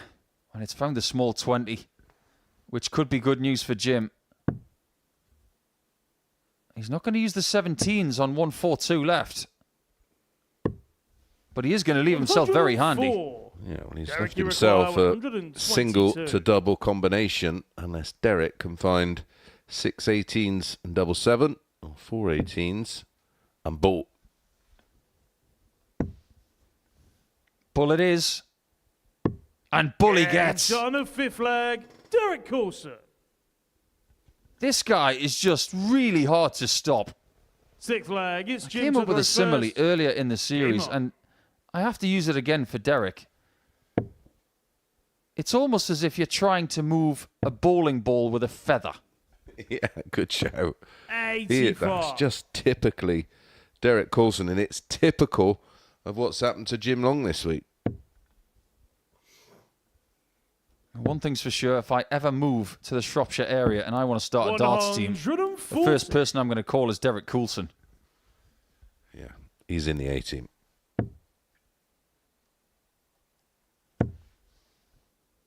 Might call Steve Farmer as well to see if I can get him out of 80. retirement. What a player.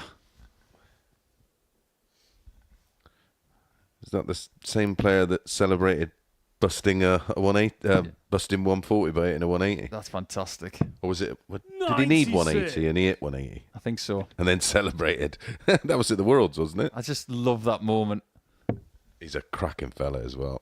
If you want to have a little giggle ahead of the World Championship in a couple of weeks, 108. just look for Steve Farmer busting a score at the Worlds. And if you want an extra laugh, when Dave Clark is reacting to a certain Jimmy, it's always Jerry Hendricks on the stage, acting like a fish on the 53. stage. That'll cheer anybody up. Require 156. But this game might be somewhat depressing for Coulson all of a sudden, because the king of the outer ring was on the cusp of winning. Horrible, horrible deflection. You could hear it. Yeah, I don't know why they don't do darts' funniest moments. They do, they do all the ones that you would expect, all the clickbaity ones. But 81. so many funny things have happened over the years. I do believe we're going to have our own little one of those tomorrow to have the end of the series look back. 80. Jimmy requires 75. Jim, if you want to win this game, you're going to have to hit this, because I can see Derek Coulson hitting that. Double top. Game shot. And Jim Long does win. Jim Long. That has serious repercussions, because after 2 rounds of play, we have one player on 12 points. That's Scott Taylor. And after Grbavac lost to Taylor, he's thinking, please, Jim, do me a favour. Well, there you go. Happy Christmas, Grbavac, because Jim has given you that favour and you are back in the running. That's for sure. When we come back, it'll be the start of round 3.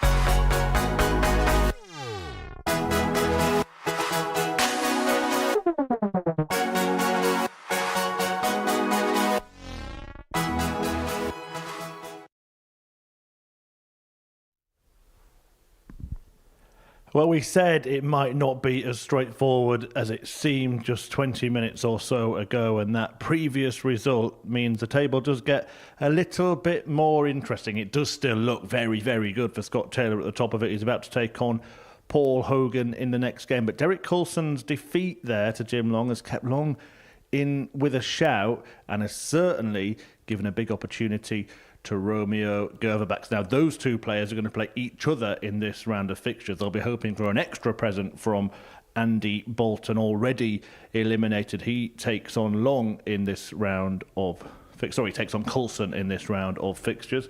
But first of all, Scott Taylor looking to carry on his very, very good progress to Champions Night, of course, where he's been before, where he's won before, and if he wins this match, he'll be pretty much there again. Mace and Nico will guide you through it. My sentiments exactly, and I'm sure Mace will agree that this will feel like the first opportunity for Scott Taylor to punch his ticket. It's not mathematical certainty It's Scott to throw if he wins first. this game against Hogan, Game on. but it will feel like he's got 1 foot and maybe 4 toes now in Saturday Mace. Well, especially after 125. Derek going down to Jim. I agree. I've added a further toe into the final. 95.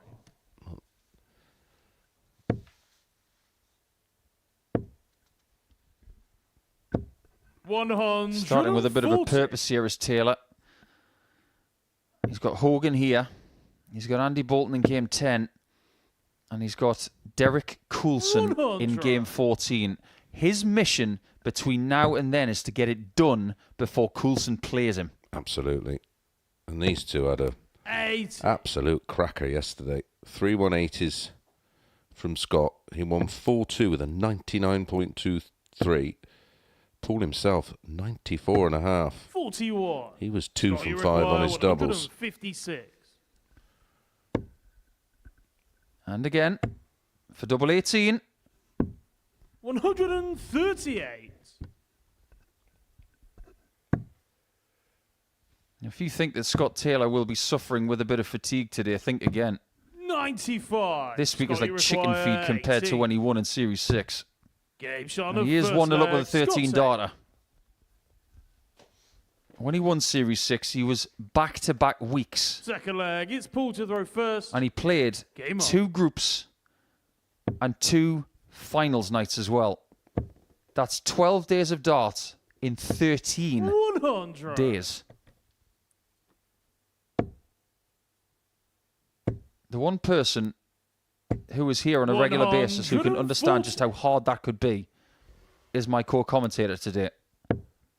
Because you did back-to-back weeks, but you did 2 groups 1 week and a finals night. Then you did 1 2-day group and a finals night, and that was hard enough. Yeah, well, I had the option of playing in Group A, and I swerved that because I just literally was out on my feet after the initial week 12. And I came in and did comms for 3 days, and I think that was the best thing I could do. I was coming in, doing comms, and then going to have a couple of hours on the stage. 140. Poly require 161. And that worked out just about right for me. And you only just missed out on the semi-finals on Champions Night, didn't you? Yep. Yeah, I was in a group with 125. Conan Whitehead, who went on to win it, and Josh Payne, and yeah, I was edged out 4-3 in both games. But did have chances. Ultimately, lost to the winner. He wants to stay on the 60 here, but... Well, he's got a single 20 for his efforts. That could have been a lot worse. Game shot on the And second leg. it was great for Conan. He just had a baby, hadn't he? It was... Well, his baby, I think, was in hospital Third at the leg, time. it's Scott to throw I first. think, Game or she'd on. just come out. So, yeah, it was lovely for him and a nice few quid. 130. And when Conan was here last week in week 12, he was eliminated fairly early on. Ooh, we're back to Robin Hoods, are we? 77. Back to that in a second. But when Conan was here on Saturday night, he actually brought Ada with him. Yeah. That was a lovely touch to see 100. His young daughter in his arms, more than 2 years on from that fabulous triumph. After becoming the original Super Series champion. 137. Now, I was speaking to one of our social media team yesterday about Robin Hoods, and I was sent some footage of Rob Collins actually getting the double 6. Robin Hood. Yeah, I wasn't in comms, was I? Thank goodness for that, because that would have been embarrassing. So we both remembered that the only one I can remember seeing was 6. well, recorded was John Bowles at the World Championships. Indeed.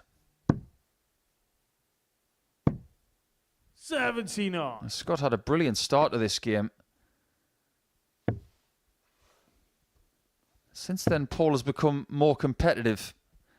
And now that he's not going to make it Scott, you through to require Champions Night again, just like Andy 128. Bolton, don't think he wants to hand points out. He'll say to his opponents, you can come and get them, but it's not going to be easy. 63. Yeah, but there's still money for Paul, you require positioning in the table, isn't 130. there? Yeah, and he's not away from work for nothing. He's on double five. And he's ahead. Game shot on the third leg. He's enjoying Paul himself Hogan. now. I don't think Scott enjoyed that at all. Fourth leg. He'll It's be Paul smiling to on the throw outside, first. but inside he'll be thinking, Game on. ooh, that was a little bit wrenchy. That's like someone coming up from behind and just 6. jabbing you in between the ribs. You think, oh, okay, that's a bit crafty, and it just hurts a little bit. 59. That would have been a similar situation, because that was smart for Scott.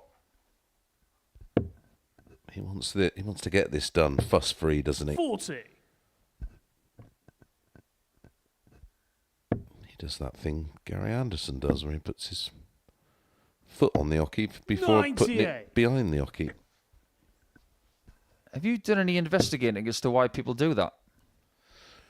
Well, I asked Gary, and he said he used to play on a board 140. that where it wasn't a fixed hockey. It was basically a timber frame on the floor, and it was just to make sure it was up against the 42. wall, or tight up against the wall from where it should be, because it used to move around a bit. I've spoken to a few young players who also do that. 100. And I also spoke briefly to Johnny Clayton about it, because he does it. Yes, he does. It is a way 92. of approaching the hockey Paul, you require 161. at a comfortable speed. But what that does is it stops you from moving too far forward. It allows you to have a reset before putting your foot actually to the 137. floor. Makes sense. Because some people can go into their throat very quickly and find themselves 85. tilting Fully forwards. required, That is a way of 24. stopping that. Guilty as charged.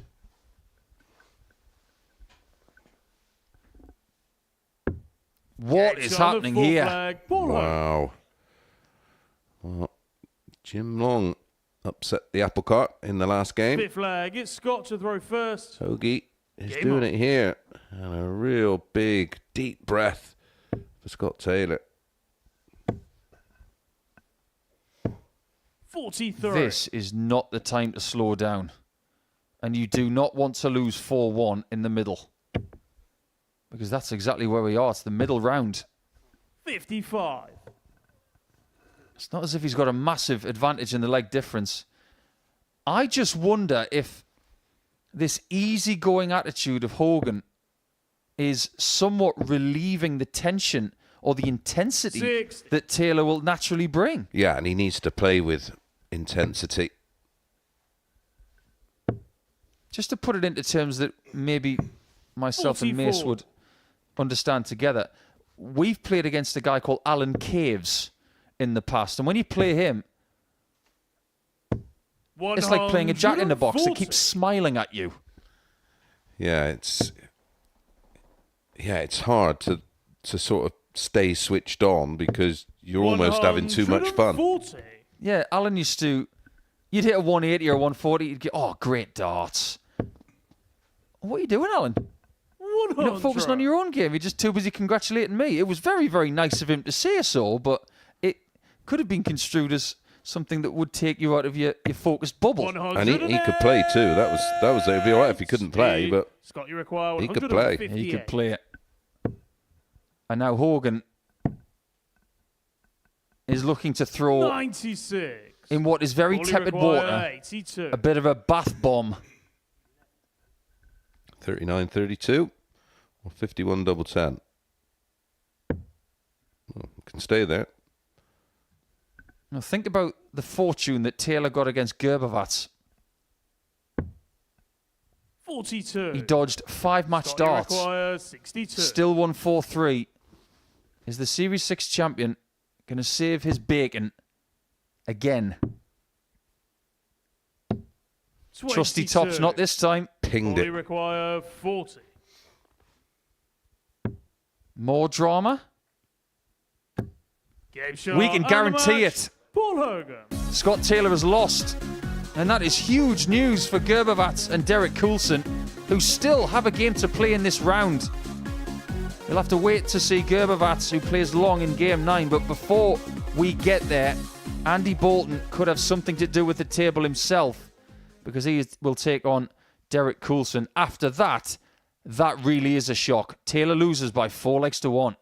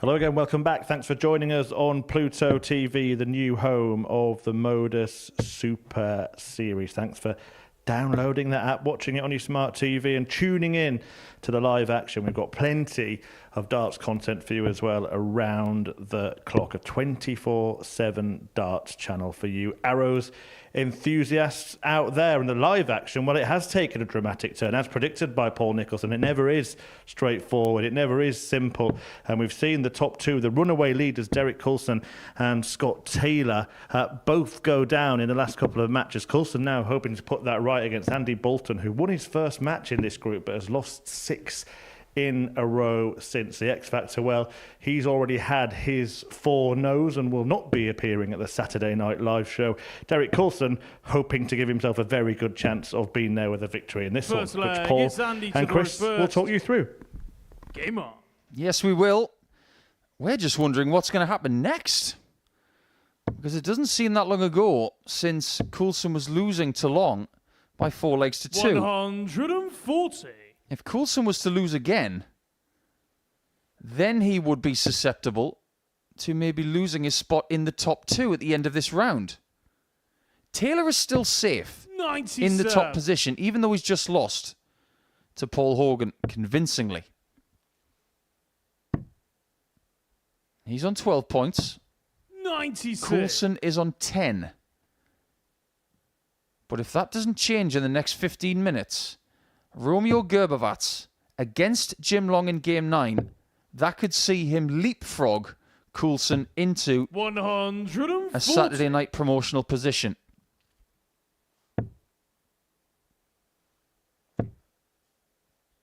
And that's not just going to be 45. that and end.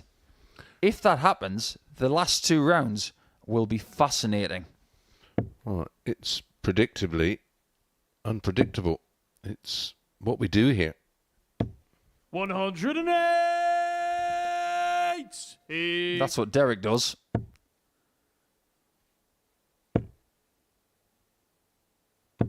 $60. Derek, you require 84.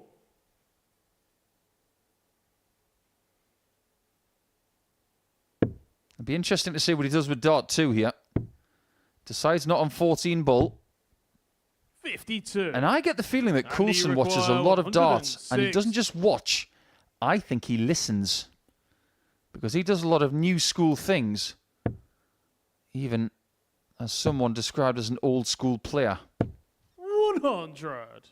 Derek, you require 32. Double 16.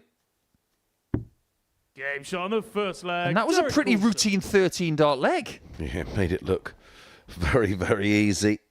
180 in the leg. Second leg, it's Derek to throw Double first. 16 in one. Game on. And all pretty fuss-free.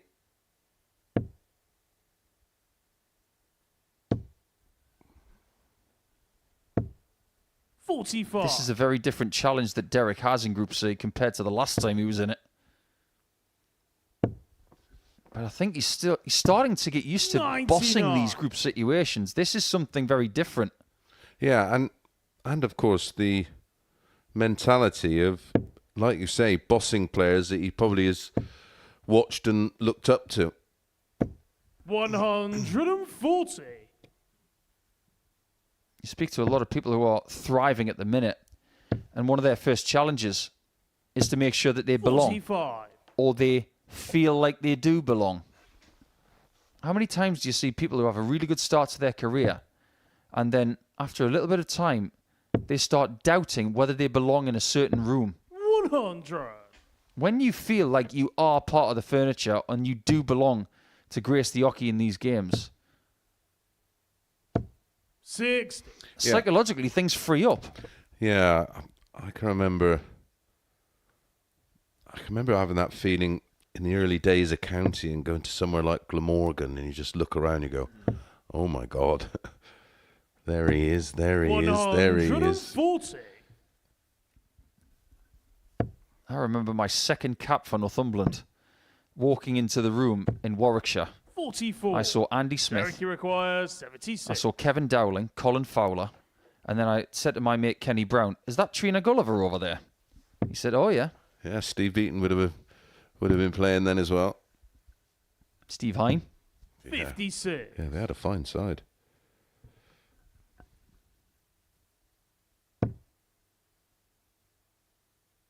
Yeah, Warwickshire for these two at different times has been a hop, skip and a jump across the M6. Didn't the Undertaker play for Warwickshire as well? Nigel Hayden, yeah. 43. Apparently he's a Derek, butcher you now. require 20. Similar thing. Double 10. Coulson Games is on the cruising. second leg. Derek Coulson.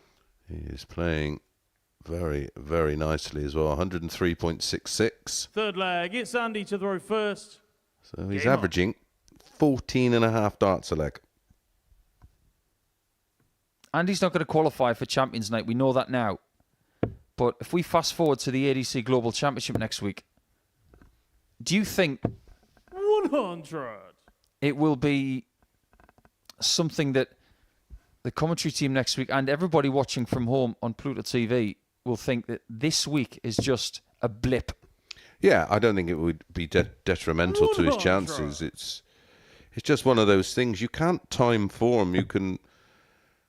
I used to say you can try and peak at the right time, and the only way you can do that 140. is the way you prepare.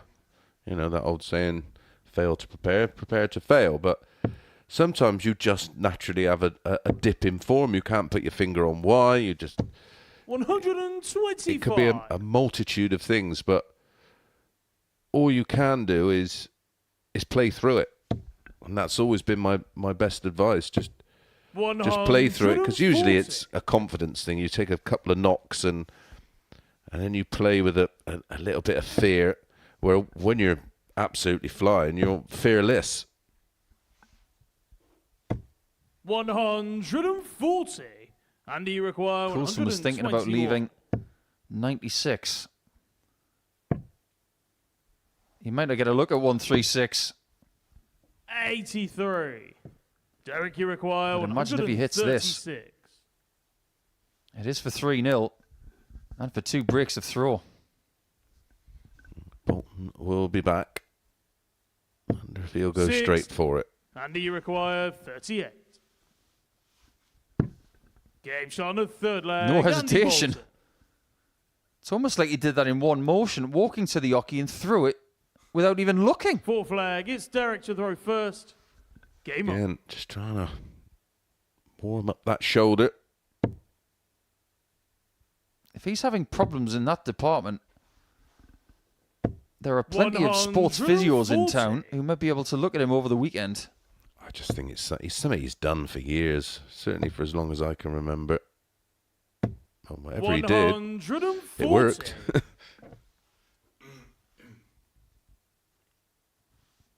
I remember years ago when Mark Dudbridge had surgery on both his elbow and shoulder, I believe. And when he came back to big time darts, he was using resistance bands to free up the movement of the shoulders. And people were so arrogant in saying to him, "What are you doing, Mark? That's not going to do you any good." And I actually stood up for Mark at the time and said, 54. he's actually doing something you probably should do. Yeah, it's a proven therapy. Resistance bands. It just triggers and engages the muscle without putting it under extreme pressure. I have one thing to say about resistance bands, 99. and I think it's the best argument for anybody who doesn't believe that they do anything for you. They elongated Tom Brady's career. End of argument. Yeah, listen, 97. it's Derek, you require it's not opinion, 82. it's proven science, isn't it? Correct. Single 17 for tops. Seems to be on a small number after 9 every time. 62. This is rather sneaky from Derek. He's averaging 108. 59. Derek, you require 20. If you think he hasn't got another level, think again.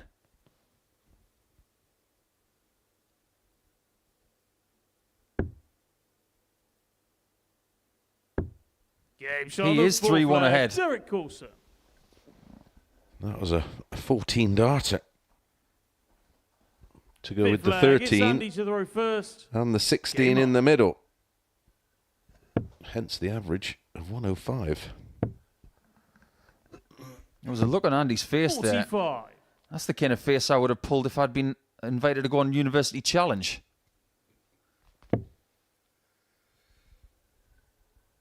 He knows when Coulson's in the mood, a A 45 is 125. going to get punished. Is Coulson using chalk on his darts? Yeah. I saw a little bit of Chopped a up. spritzing action there when the dart hit the board. It wasn't just for effect. You don't see many dart players using chalk these days. I was actually speaking with Sto Bunt 58. recently about an American player who has actually played here at the Modus Super Series, Doug Bame. And he has this stuff in a pouch that he keeps with him everywhere, and it eliminates the sweat on the fingertips. Yeah, really clever stuff. I use it. 100. Stickum grip. And it literally just takes all the moisture out your fingers and gives you a tiniest little tack.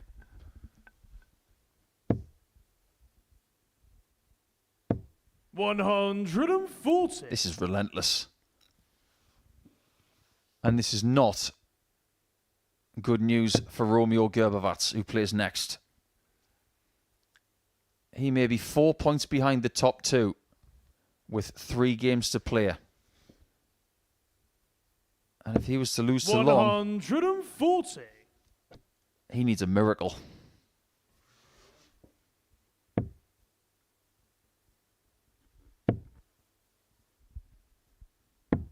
$58. Andy, you require 116. Can the fight back start here? Needs a 60. Has no other option. And finds it. 80. Just clips Derek, the you outside require wire. 120. But to top it off with a... Well, it'd be a 104 plus average if this finds the mark. Ooh. 60. There's not going to be a Andy, cherry you on the top of require this game 36. right there. Game shot of fifth leg. Well, Andy finds Bolton. double 18. He's still very active in this game. He could still cause trouble. Sixth leg. It's Just Derek hanging to tough, first. isn't he?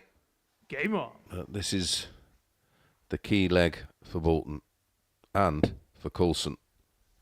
And on throw, he's been very, very tidy. As I said, legs of 13, 16 and 14 on throw, and this is going the same ilk with a 140 start. As you were saying. 140. Probably shouldn't mention cherries, actually, at the minute when there are Tottenham fans around after losing last night. Tottenham at Bournemouth. Ooh. 1-0. Oh, dear. Yeah, that's what the fans were saying. Somewhat differently. 134. Imagine beating the champions 4-0, then losing to Bournemouth away. But Bournemouth, to their credit, they're a very good team. Just down the road, and they are followed by 81. our commentary colleague, Scott Mitchell.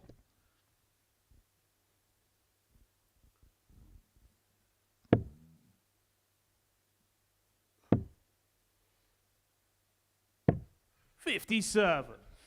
Fulham beat Brighton. That's a bit of a turn-up, isn't it? Yeah, trying to predict Premier League football results this season is like trying to predict 108. matches here at the Modus Super Series. Yeah, good luck with that. Derek, you require 107. This is for the win. If he doesn't hit it, he runs the risk of a last leg decider when he's averaging over 100. 100. Andy, you require 100. He hasn't had a dart for the match, Derek. He might not get one. 90. But now he probably Derek, you should. require 70. He will want to put Bolton away before he has the darts in the last leg decider. Big chance. 54. Wow. Long Andy, way you off. require 10.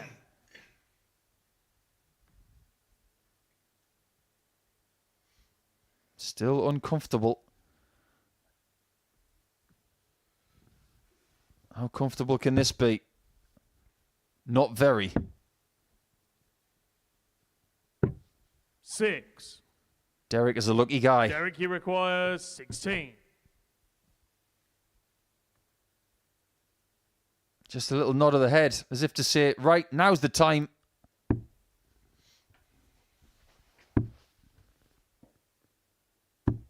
Game shot. And now on was the the time. Derek Derek Coulson. So Coulson gets the valuable 2 points that he needed. And that is horrible news for Croatia's Grbavac, because now he has a 4-point gap between himself and the top two. And after all of the fluctuations of the last few matches, it's still Coulson and Taylor who are leading the pack. And the curious thing is, they are actually tied on leg difference and points, Coulson and Taylor now. And Grbavac has got a lot to do, and we're going to see him next.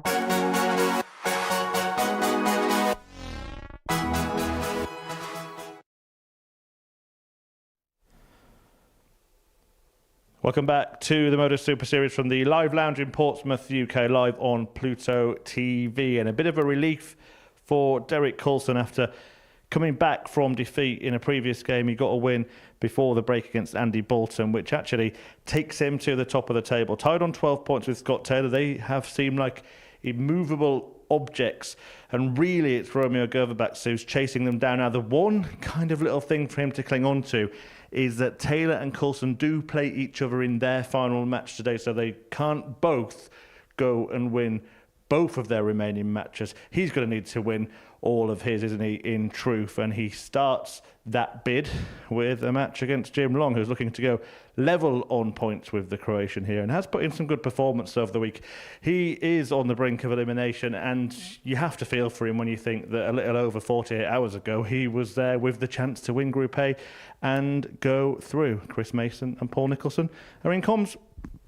Yeah, I have to agree, Murph. You do have to feel for him because when you're that close to qualifying for a Champions Night, you think this is the moment where I can punch my ticket and possibly have a chance of the jackpot for the first time. But now he's so much further away. Jim to throw first. Game on. We were saying that Romeo needs a miracle now. What does that mean that Jim needs? Something celestial.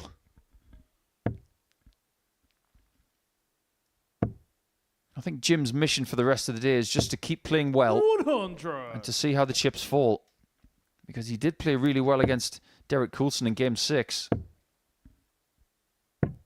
57. But we did float the idea, Mace, that when Romeo was losing to Scott Taylor in Game 5, he then has to watch the next 3 games. And he can't affect anything that happens. It has gone pretty badly for him, hasn't it? Yeah. Well, with the Taylor situation, 59. the fact that he was going on third, that gave him a little bit of a heads up on what he thinks he needs to do. But for Romeo, like you say, what could go wrong has, well, gone wrong. 140. And of course, when you look at his run-in, he has to play Derek. 41. Jim, you require He has to play 161. Hoagie, who's now battling for position because what the point is make prizes. Hogan's already beaten Taylor. 64. And he's playing with a smile on his face now. So what we are probably looking at right now 58. are 2 players Jim, you require playing for 97. positions in the middle of the table.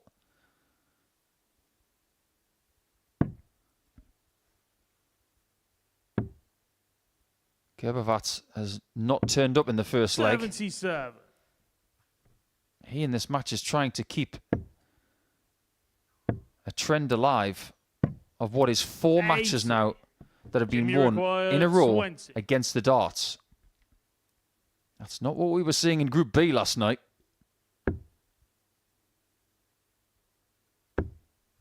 Jim takes the lead. Jim Long. He'll be saying to himself right now, I've got 3 more matches to go.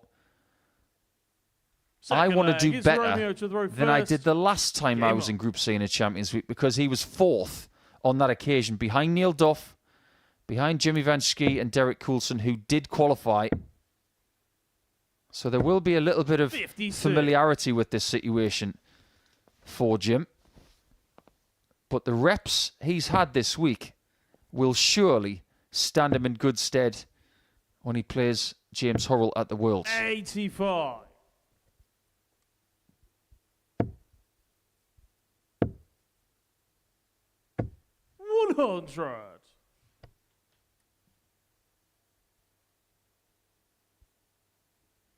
It just so happens that Jim is going to be playing on day 3. 140. He'll play it in the afternoon session on Tuesday the 17th of December, which is only 11 days' time. 45. We have it on pretty good authority that he's going to go back to Canada, then return. Wow. Double jet lag. I don't know about that. Because remember last year when Matt Campbell finished up? We couldn't believe it. He went back to Canada for a couple of days and then came back to play Littler. Didn't he fly in on the day? 135. We thought it was... Jim, you require 130. We could see it from both sides. He wanted to spend time with his family. That I get. But as a dart player, Christmas is a strange time of year and you really have to put 45. darts first if you've got such a huge opportunity. Well, you just don't do Christmas. You do it another time, don't you? That's what I always used to do. You just 90. Jimmy require 90. It's one of those. If in doubt, bring them. Yep. Well, it wouldn't cost any more money than flying back and then coming back again, and Game shot all the cabs leg, involved. Jim Jim Long. Oh, he's absolutely flying right now. Third leg, it's Jim to This throw is heartbreaking first. stuff for Romeo. Game on. Look at him right now, thinking that maybe this is slipping away. He's done well to hang on. 140. We were having a bit of a giggle the other day, weren't we, Mace, about a song that came up in our own minds when it came to Jim Long. There is a possibility of a walk-on song for him 45. that if he doesn't use it, it's a missed open goal. Because it could get the crowd involved and he could become one of the most popular dart players overnight. Well, it's a great bouncy reggae tune, isn't it, by Inner Circle? 57. Yes. And if you think about Jeffrey Desvan, who is at the World Championship, Mike DeDecker, who is at the World Championship, they've got these chilled out reggae songs that are very popular with the audiences. Now, if Jim was to have a La La La La Long by Inner Circle, I can envisage 3,500 crazy darts fans singing that. It's just got to be done.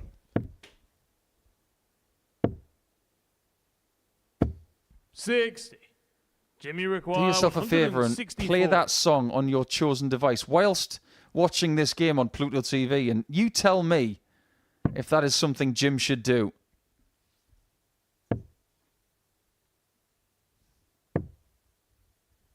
$94. I'll tell you what he is doing. He's winning. And curiously, he's actually got Mike DeDecker in his session 60. in less than a couple of weeks. Requires 70. And a certain Darius Labanauskas. You'd be in good company then. Great dart. Great leg. Game shot on the third leg. Grbavac is losing ground by the second.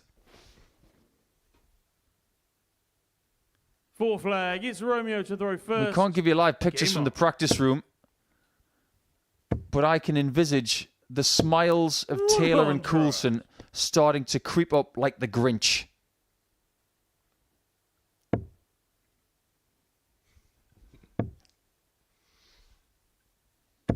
$100.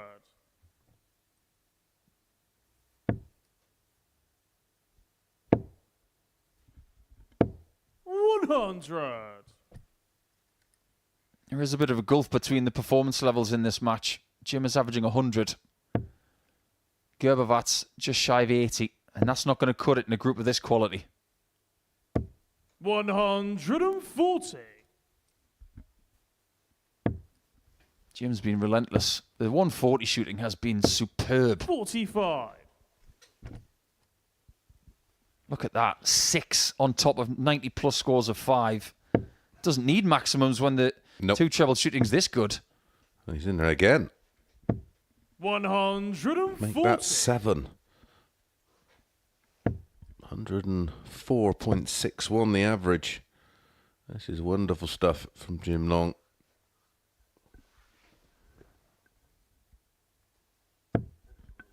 $80. Jimmy require 121.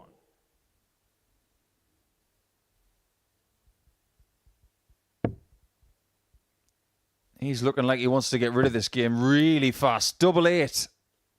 And it's Game gone. shot and the match. Jim Long. Just a second shy of 8 minutes flat. And that could be that for Romeo. He's lost ground in points and leg difference in no time at all. That is an early Christmas present for Coulson and Taylor. And Jim Long has now got himself into third position via that 105.47 average. One of the best performances of this entire week. And he's going to be problematic for all the players he's playing for the rest of the day. Romeo is now very close to elimination.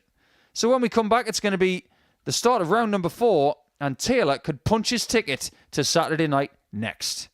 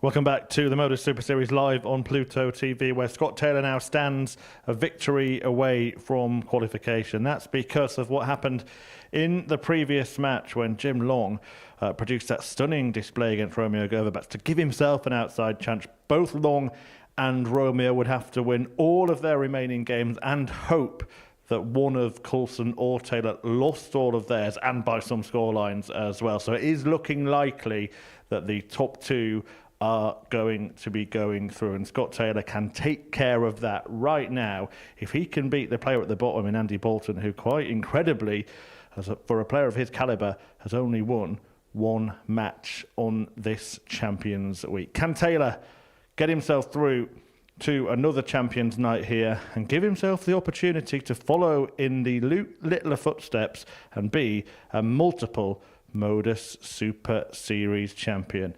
That step awaits him here. Paul Nicholson and Chris Mason will talk you through this game. Thank you very much indeed, Chris. 2 matches remaining for Taylor. 1 against Bolton, 1 against Coulson. And like we said earlier, he doesn't want to go down to that game and have to win it.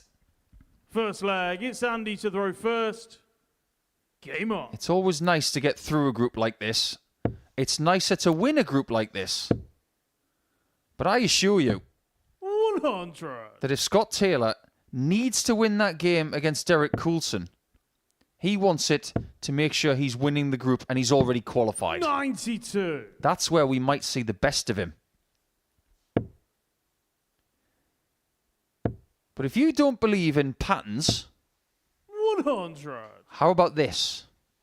Daryl Pilgrim made it to Champions Night in Series 1, Series 3, Series 5. 100. Hasn't made it since. Andreas Harrison made it in Series 5, Series 7, and Series 9. 55. So, in the odd-numbered series, over the course of the last couple of years, we've had either Pilgrim or Harrison, 99. or both.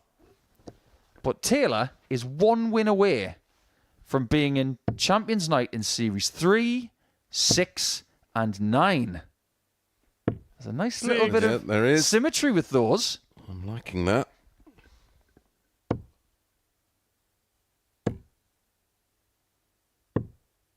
And 121. that's not too bad. It could have been better. Been somewhat up and down today, has Scott. Started 59. brilliantly on the doubles So you require 89. and then lost them completely. Double 16. He's back. Game shot on the first leg. 14 Scott Taylor. dart break of throw. He will want to bounce back as well. You could see Second the leg, it's disappointment Scott to go disappointment when he got Game on. pumped by Hogan. 100. He is very much back in the zone. One thing we do know as well, with Group C, is whoever the two are that qualify, 100. they will not be in the same group on Saturday night. Yep. With Group B later, whoever wins that group will be in the same group as the person who finishes third. 100. We'll get onto that one later because that group is just as tight as this one was, if not tighter. Quite frankly, if you're Scott Taylor, you'll be glad to see the back of Derek 96. Coulson. You're not wrong. I wouldn't want him in my group. Not this. It's not going to be any easy groups here, of course, because 6. of its nature of qualification, even with the two that got in because of Vansky and 138. John Henderson unable to be here. Jimmy's probably woken up this morning thinking, I wish I'd stayed here. 97. Andy, you require I bet. 167. And he picks up his 75 quid prize money. 45. Scott, you require 144. Hopefully, at some point over the next couple of days, someone's going to leave 144 after 6. 100. Andy, you require 122. Tomorrow night we'll do. Yeah, we'd take that. 54 needed. And a bullseye. 84. Didn't Scott, you even require scare it. 44.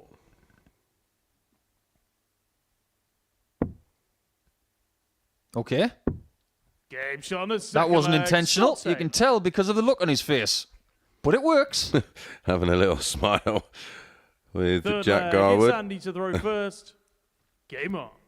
That's one of those oops.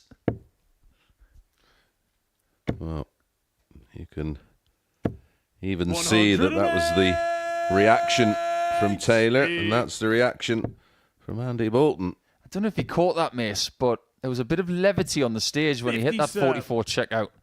Well, then as soon as that 180 went in, he went from smiling to game face. 84. And he's going to need that game face when it comes to tomorrow night, providing he gets the right situation over the next 6 57. matches. It does look very likely, but you cannot assume that you've made it. 140. Oh, Bolton here is just sped up slightly. I have to say, it's suiting. And that was nearly perfect 140. shooting. Andy, you require 96.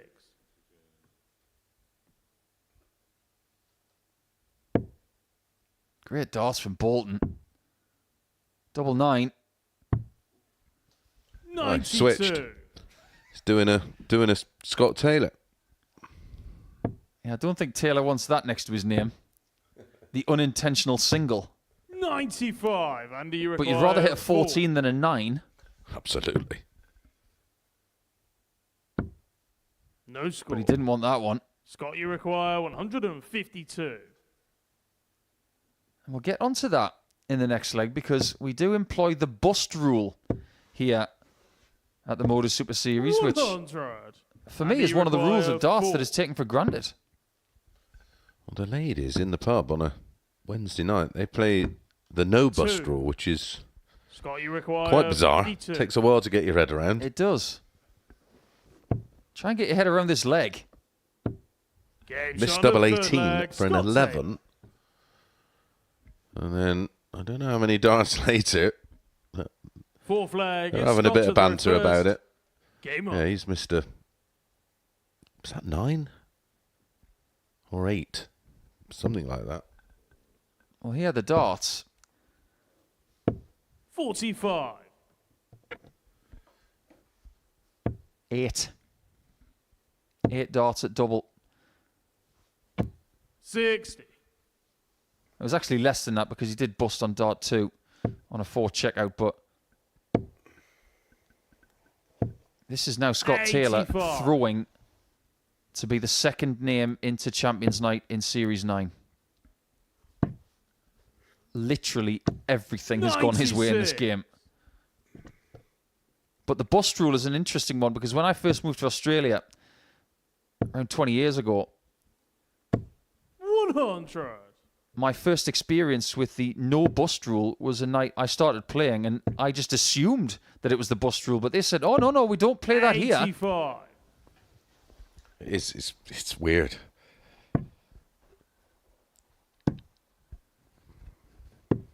$101. Good thinking. At the start of every PDC tournament, they used to have an announcement from tournament director Tommy Coulson. He used to emphasise that we are playing the bust rule. Scott, you require 170. 170 check out. He's not going to get his second one of the week. But he is going to get 130. the perfect layup. You're just showing if I would have hit the 2 treble 20s, I would have hit the ball. Well, he should surely know now that he is one dart away from another Saturday 44. with a game to You spare. require 40. He may just win this group as well.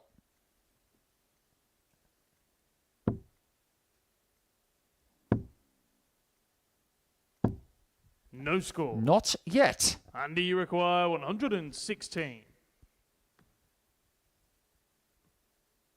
Does Bolton get a shot at tops? Or double 18? No, sir. 55. Scott, you require Now the question is 40. different. Is Scott Taylor in Champions Night? Game Yes, shot sir. And the match. Scott Taylor. He's there. He's got a chance of a second jackpot as well. The only person who has made it before him is someone who knows exactly what it's like. But Taylor has accomplished his goal in his secondary group this week, and he's done so with a 4-0 victory over Andy Bolton, who was on a run that he doesn't even want us to mention, so I'm not going to. We're going to go straight to our next match, which is Paul Hogan against Jim Long.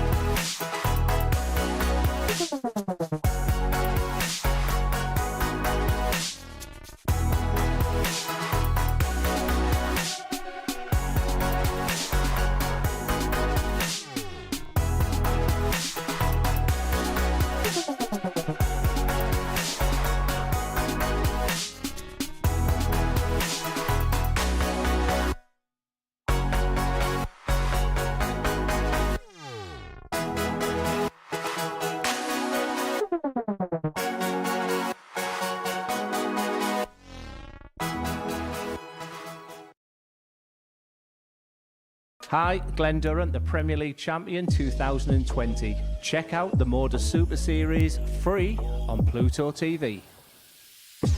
Very good, very good. He's got a bit of swagger about him. Glenn Durrant. Yeah, thank you for watching the action, as Glenn Durrant said to do. Live here on Pluto TV, the Modus Super Series has a new home, and Scott Taylor, well, he is seeing it as a home from home, the Live Lounge in Portsmouth. He is through to Champions Night once again. The two players that are already through to Champions Night have both won the whole shebang before. Fantastic news for Scott Taylor. He joins Andreas Harrison. We're going to find out who will join him. It looks like Derek Coulson will be the man after they both made great headway yesterday. But Jim Long's put in some decent performances. Can he give us another one here against Paul Hogan? First we'll find out Paul in the company of the Asset and Macy Ace.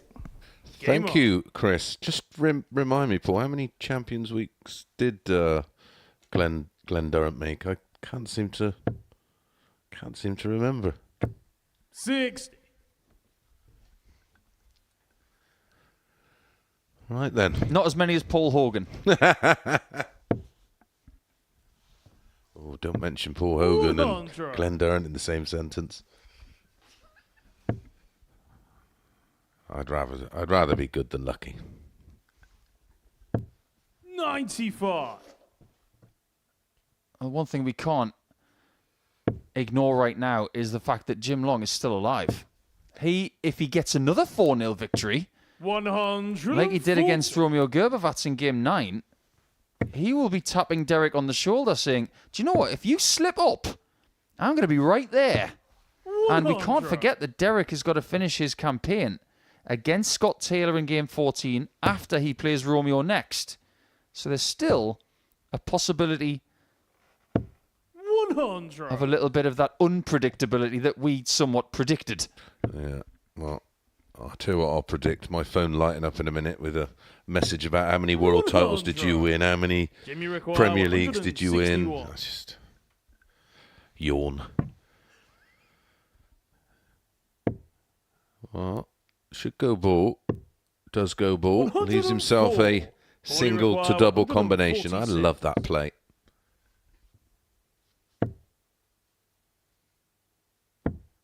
$134. Just in case. Jimmy require I 57. wonder if there's anybody called that in the world. Gotta be.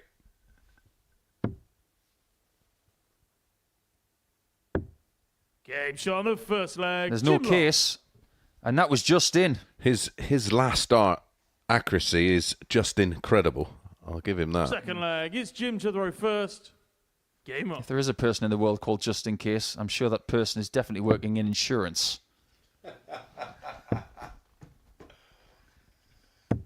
6. I wonder if Jim has got a T-shirt that says, I love London. But which London is it? Might be both. 60. He's not even the most famous person from London. I was talking about the alumni earlier this week. It's a very special alumni from London, Ontario. 100. I think Justin Bieber's top. I'll give him that credit.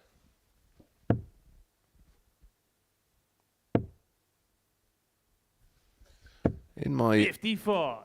in the back of my mind yesterday when you mentioned the Azteca Stadium and Julio Cesar Chavez, he was actually, when he had that fight at that stadium, the 83. car normally reserved for only the Pope was used to take him from his hotel to the stadium.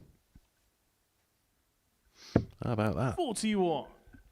That's incredible. Bit of useless information, but there you go.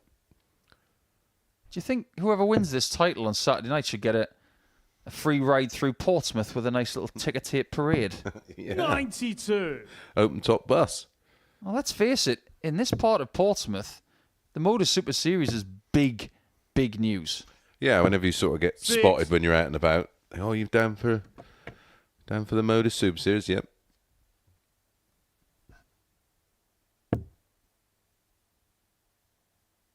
I got that at the local supermarket a few weeks ago.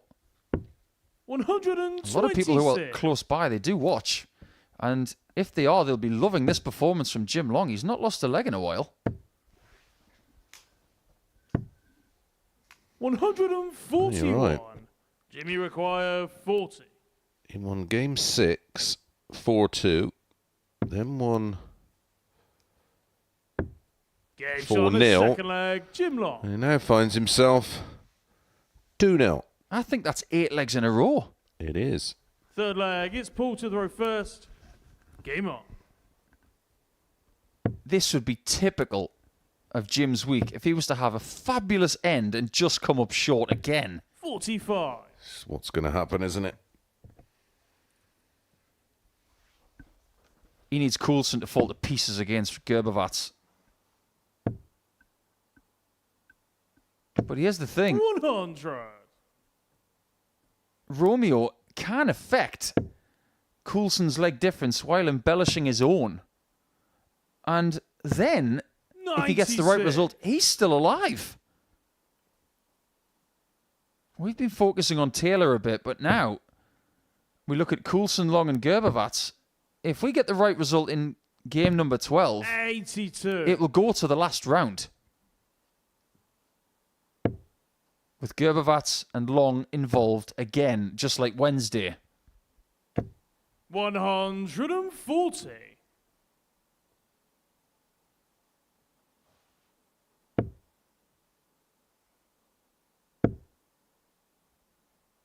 There's one thing been happening here on the Oki over the last few weeks is that Jim has been 59. using 2 red flights and 1 white flight. That's what he does. Not to everybody's taste, because 100. when you see Paul Hogan doing things like that, even he's having a bit of a laugh up there. Yeah, it would mess with my OCD. 6. Yeah, I can't do that Only without flights. require That just 40. isn't me. But you've got to do you on the stage, and Hogan is doing him. And is Game back shot in of this third game leg, now. Paul Hogan. He is literally opening his shoulders on that 180 attempt. Tidy leg. 4th flag. It's Jim to throw first. Game on. Just imagine what it's like to be a dart player who is in Champions Week, coming into Group C. You wake up on Thursday morning 85. thinking, in about 50 hours, I could be really close to a lot of money. But then, about 100. 28, 29 hours later, from waking up on that Thursday, the dream is crushed. That's sport. Yeah, especially 100. darts. It is brutal.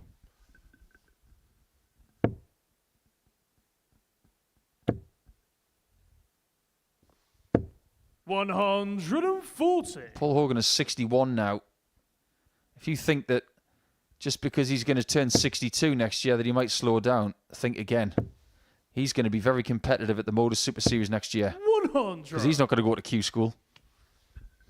Tell you what he will be doing. He'll be giving the UK Open qualifiers a good go. And if he does, he'll probably qualify. 121. It's so out of character. I love it. It's actually really nice to see someone of his experience just enjoying the challenge. 55. Paulie require And 140. since going 2-0 down, he's winning.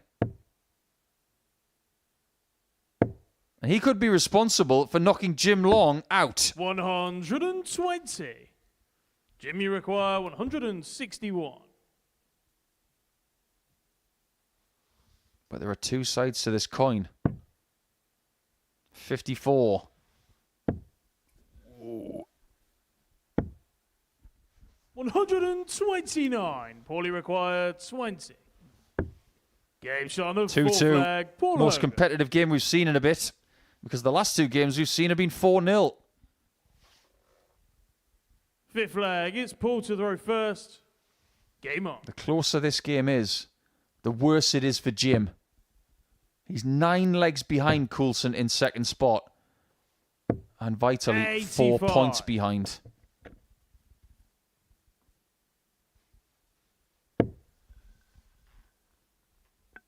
Jim cannot get through this group if he loses this game. 100. It's as simple as that. He will have run out of matches.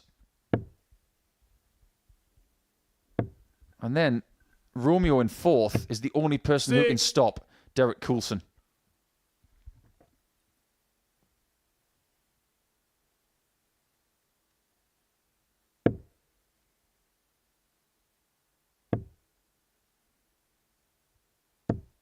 $43.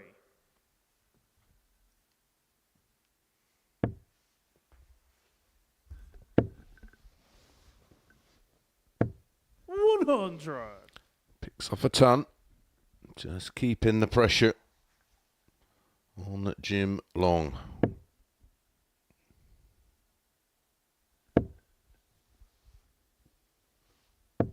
$140. This has got to be such a mix of emotions for Jim. $140. The last couple of days must have been tough for him.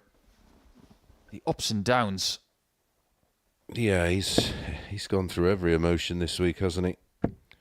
From having darts to secure his spot into the finals tomorrow night at the earliest possible stage. So now coming into a very talented Group C, and things just not going his way. Including now. Game shot. Because now he's behind after leading 2-0.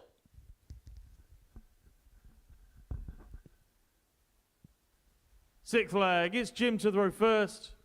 Game on. I am starting to understand why that crocodile on the back of his shirt is so relaxed. Because when Paul is relaxed, he plays beautifully. 100. I like the detail on that shirt because it's... The crocodile's actually got the right hat on. 100. I can imagine that conversation when that shirt was made. Make sure that crocodile's got the right hat on. Yeah. What? Well, apart from a crocodile having a hat. 140. What? Do you know what a crocodile's favourite card game is? Snap. Snap. 81. And there's dad joke of the day.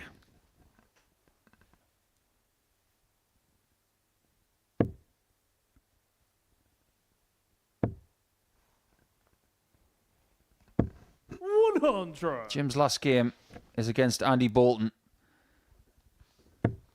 How much is going to be on it? Depends on this leg and the next, if there is a next 60. leg, which Jimmy at this require stage you would assume 161. there will be.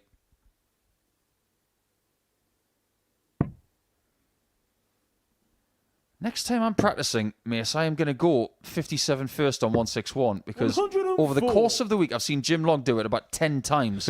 And the more he does it, it makes so much sense. Yep. For years we saw Gary Anderson do it and we thought, well, why is he doing that? 95. Yet again, Gary Jimmy Anderson is require just ahead of 57. everybody else. And Rob Cross. Double top. And we're Game shot on tied. his sixth leg. So it Jim comes Long. down to this leg as to whether Jim Long is still alive or whether he's going to have to settle Seventh for and final position leg. behind the It's Paul leaders. to throw first. Game on. He will go within one win 140. of Derek Coulson. And if Jim wins this one, he will be a Romeo fan in the next match because he plays Coulson. The best scenario for Jim now is to win this leg, get the 2 points, take his leg difference to +1.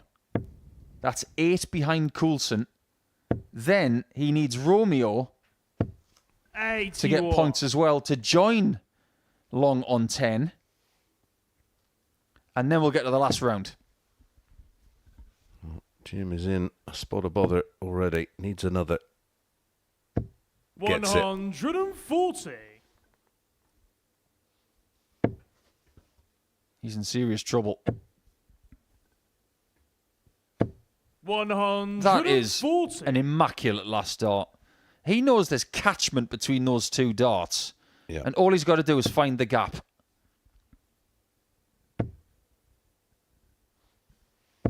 100. Paulie require 140. Take the ton and run. And he's in there again with the last dart. Sandwiching that dart in the middle. And this is your quintessential 13 darter on the chopping block. Yeah. Tops after 12. Your T-shirt. 57. Paulie require Still haven't had it 40. made. Game shot. and Paul the match. Hogan has made Paul something Hogan. happen, and he understands fully now that Jim Long cannot make Champions Night because he's just won by 4 legs to 3 and finished the job with a succulent 13 darter, averaging over 97. It was a very competitive game, but when Jim was 2-0 up, he had really good thoughts, but that was quashed when Hogan took the lead at 3-2, and he just couldn't catch him in the last leg. So now we look at Romeo Grbavac. Can he stop Derek Coulson? And he's got to play him now.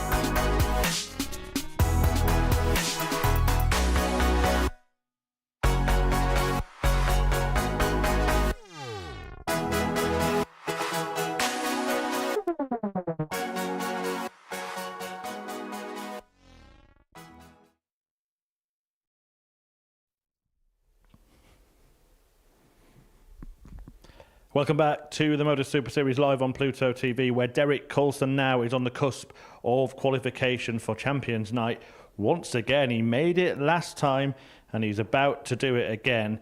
He's taken on Romeo Grbavac now, the only man who can stop him, but this is a tough, tough ask now for the Croatian. Coulson actually doesn't even need to win the game, only needs 3 legs to guarantee qualification. He's so close to joining Scott Taylor, and we would then have half the field complete, and all of them would have experience of Champions Nights. And a man who's got experience of that is sat next to a man who hasn't. I'll let you fight it out between you, gentlemen. First leg, it's Derek Very much, to throw Chris. First. Not that I bring it up Game on. very often, but there you go. Yeah, Derek just 1 win away. Well, Romeo, his race isn't quite run yet, Nico, is it? It isn't. 80. Romeo sits in 5th in the table, but he's still alive, and the 2 people above him aren't because of this remaining fixture. But there's a huge worry for Romeo, and it is the standard of play we've seen from him today. The 1 game he's won, he beat Andy Bolton with an 83.83 average. Since then, he's lost with an 84 and change and a 77. So nothing seems to be 42. going in the right direction. And when you consider the steady nature of Coulson, he's a heavy favourite to win this game and to qualify. Yeah, and Derek did a bit of a job on him yesterday. Every element of his game was on the money. He won 4-2. It was one of Romeo's better performances as well. He averaged near on 94, 97.5 for Derek. 218 is 66% on the doubles, and of course the customary ton plus finish.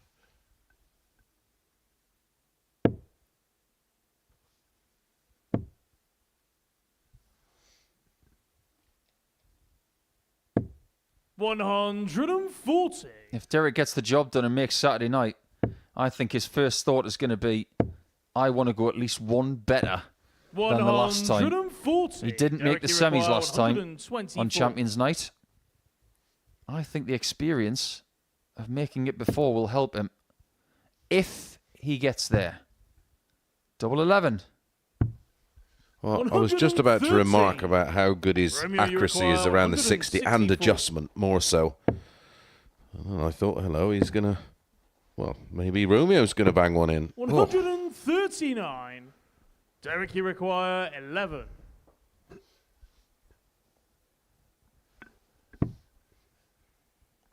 This is different, but I can understand it.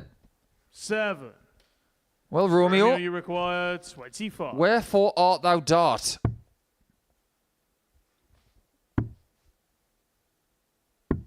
Game shot on the first leg. Wherefore Romeo Grbavac. art thou? Double 4. The worst possible Second start leg. for It's Derek. Romeo to throw first. As Chris rightly Game said, on. doesn't actually need to win the match. If he lost 4-3, it's job done. 92. But of course, players love that winning mentality. We have evidence of the importance of winning. I think Tom Sykes would say the same. 140. Certainly David Davis would, who went on an 11-match unbeaten run. I think he'll be pretty pleased with 2 wins from 4 last Yep. night. In that group, we very nearly had a scenario where everybody was on 2 wins and on 4 points. What's to say things won't be reversed tonight, where Sykes gets 1 win, 60. Andy Hamilton gets 3, and the others get 2 each, and everybody is level on 8. It's possible. 59. Very. And the moment I've said that, because I know Sykes is watching this, he's thinking, I'll show you. Yeah, his form last night has to be respected by the field. Correct. 6. Almost the same as Coulson from yesterday and today. 90 average guaranteed. 140. What he does. Yesterday was just a little bit better than that. Almost 95 with 44% on doubles. That's the kind of standard. If you could replicate that on the Pro Tour, you'd be very competitive. Romeo, you require 110. Possibly winning titles. Romeo might even be a player 58. that has to sample Derek, that you next require year. 141. He is going to be fancied for Q School in January in Kalka, Germany.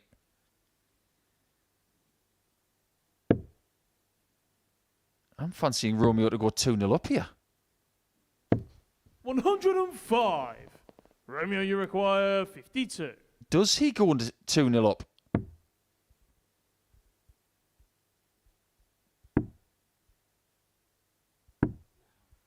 Oh boy, that was such a big Derek, chance. you require 36. He might not get anything better than that. Don't allow Derek to pick one off on you. 27. Wow. Romeo, you require What's going on 32. here? Game shot on the second leg. It's Romeo 2-0 Grbavac. to the Croatian. By virtue Third of leg. It's Derek this to throw current first. result, Romeo Game on. is now back to 3rd position.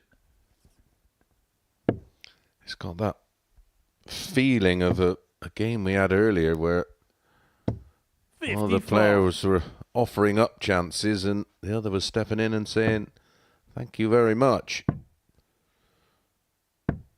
Scott 48. versus Andy was similar to that, wasn't it? Indeed.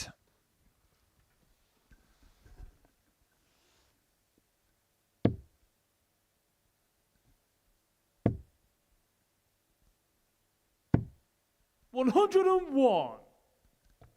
Now that Q School in Germany is going to be starting in very early 2025. So if you are looking to go to the Pro Tour via the European Q School, that will start a matter of 2 or 3 days after the World Championship.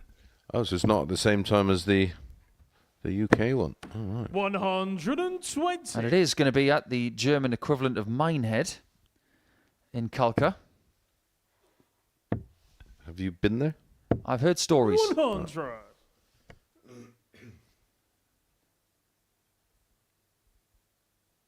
That's actually where they held the Western European qualifier for Alexandra Palace, where Stefan Belmont beat Jimmy Van Schie by the odd leg. 60. And that's where Romeo is going to be going in early January because he's got huge ambitions for next year. 60. He doesn't want to be going to Eastern European qualifiers for European Tour events anymore. He wants to be going to Tour card holder qualifiers. Time will tell as to what he does. 133. Beautiful setup. Your boys have got a bit of a game away tomorrow at Brentford. Yeah, not an easy game, that. No, it isn't. 33. Might be all right if we stop them scoring in the first 2 minutes. Some game against Liverpool in the week. Talking of Liverpool, it's the, of course, Merseyside derby. Game shot on the third leg. Derek Coulson. Tomorrow afternoon. But join us tomorrow night. Fourth leg. It's Romeo to throw first. 7:30 Game on. for the start of the final Champions Night of the year. 85. Not the last of the live darts, of course, because for the next 2 weeks you've got the ADC Global Championships. When I was earmarking my December, this was the first thing on my 6. list. Champions Night, December the 7th. Second one was Steelers Chiefs on Christmas Day. 45. And then all of the other darts as well, like the ADC Global Championship, the PDC World Championship. But first on the list, it was who wins Series 9. I'm cooking for 9 Christmas Day. 94. And 2 cats and a dog.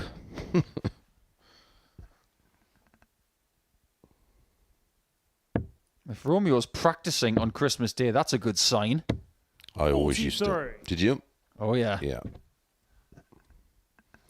Actually, one year I decided to stay down in London and ended up going for a curry for my Christmas dinner. It was glorious. 140. Yeah, 2008. I was still in the World Championship, and as soon as I'd had Christmas dinner with my sister, just outside of Middlesbrough, 140. I said, "Where's the nearest pub? I need a board." I was out there for 4 hours. Yeah, I always used to have 2 or 3 hours on Christmas Day just to tick over. 96. It's a nice problem to have. Yeah, because the Christmas dinner just tastes disgusting if you've been knocked out. Yeah, it's not good. 85. Derek, you require 110. It's a bit like bumming into someone in Champions Week who is not going to Saturday night. Romeo now has a chance to get to 3-1 up 78. against dangerous Romeo, Derek. you require 103. Still can't. On double 19. 65. Derek, you require 32.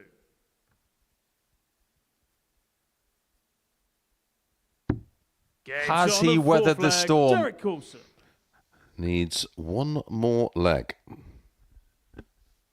Yeah, he doesn't even need to win the game. Fifth He just leg. needs It's to keep Derek it to throw tight. First. Get to Game 3 on. legs. And Derek will be there. And Romeo will be leaving Portsmouth maybe for the last time. We say that about a lot of players because 97. we don't know what's going to happen in January. Nope. We'll have players that we know have lost their card that may or may not try to regain it. We know one thing. We're going to have Steve Beaton here next year and Adrian Lewis.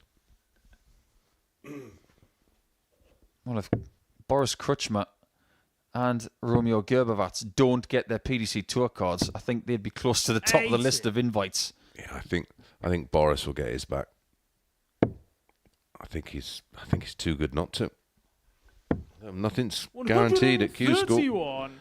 Can sometimes be a bit of a lottery.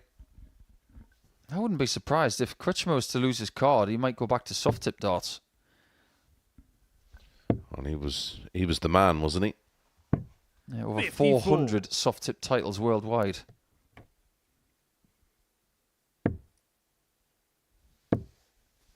This one is still in the balance. Before that 83 83. shot, they were level. That's more than Taylor and MVG put together. Correct. All over the world. Yeah, I've spoken to a lot of the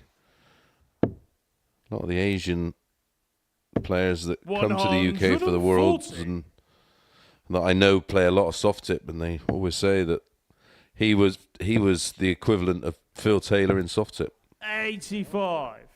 Derek, you require That single 5 has cost 130. Romeo a 2-darter.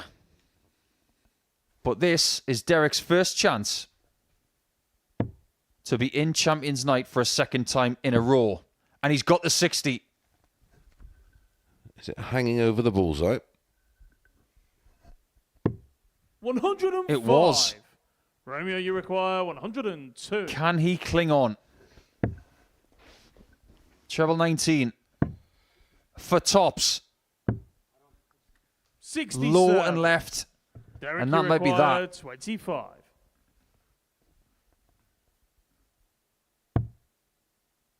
Double 8.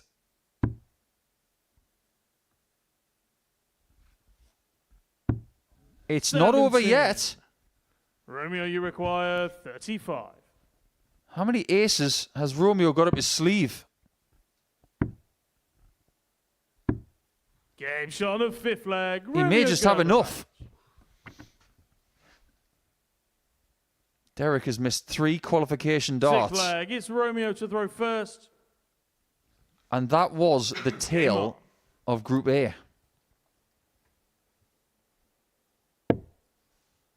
Does Derek know that he needs 3 58. legs?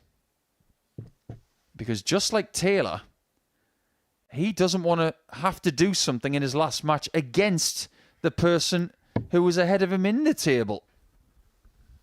We've seen 4-0 scorelines today.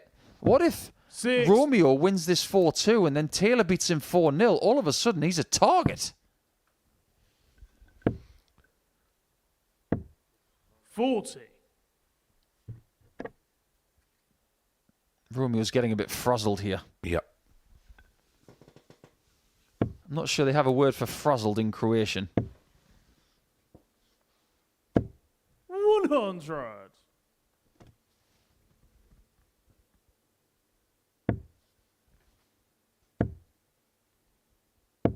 $85. Clinging on very well. That's a great last start treble.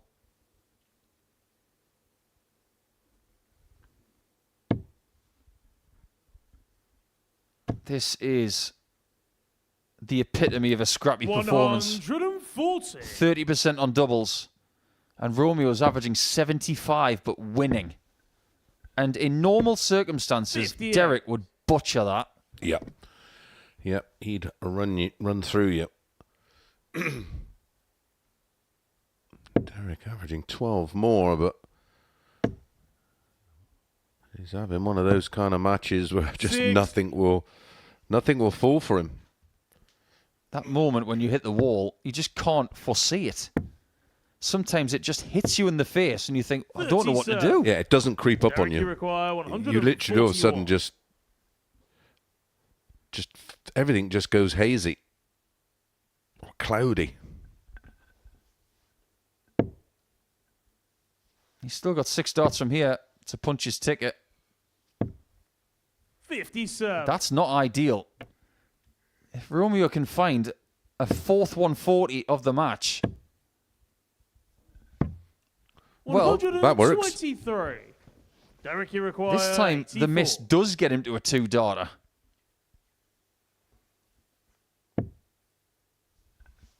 Well, he can dink him over the top. Ooh.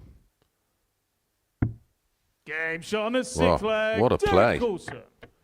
And that means that Derek Coulson is going 7 to from another final leg. It's Champions Derek to Night. throw first. I'm not sure he knows. It's all about the leg difference, you see. 9 better than that of Paul Hogan in 3rd position. And Romeo all the way back 93. in 5th. He's another leg back, as is Jim Long. Yeah, our final 3 matches will be 140. Jim versus Andy, Scott versus Derek, which could be for the win if Derek wins by a certain amount. I'm not sure. I can't quite see the leg difference. And then Romeo against Paul. What is the leg difference between Scott Taylor and Derek Coulson? Currently it sits at 4. Ooh. So that 14th game between Taylor and DC. If Derek wins this leg, it's a straight shootout to see who wins the group. And there are financial rewards for winning the group as opposed to being second. There's a little bonus for winning the group, and then there's an allocated amount for wherever you finish in the table. So Romeo's not going to be the first Croatian player to make Champions Night, but he has been the first Croatian player to make Champions Week. He's already made a little bit of history here. And it has been a successful series.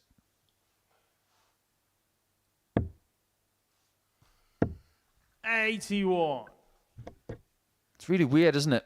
How, because we know who's going to progress now, the two players in this group who are going to the PDC World Championship are not going to go to Champions Night. That's how strong it is. Yeah, that's a great point. 134. Romeo, you require 97. I'm sure Labanauskas is thinking, I hope that doesn't happen to me tonight. What might be about to happen Derek, is you Coulson require 60. winning this game by 4 legs to 3 in a 7-leg game. Game shot He does on the win. match. He's going to be in a Coulson. shootout in game 14 with Scott Taylor to see who wins the group. But the mission has been accomplished. A second Champions Night in a row for Derek. And he will look to go at least one better by making it out of his group on Saturday night. But before that, he's got to try and win the group at Taylor's expense. It was scrappy at times, and Romeo was hanging on with his mid-70s average, and ultimately, it was not enough. Final round of matches coming up.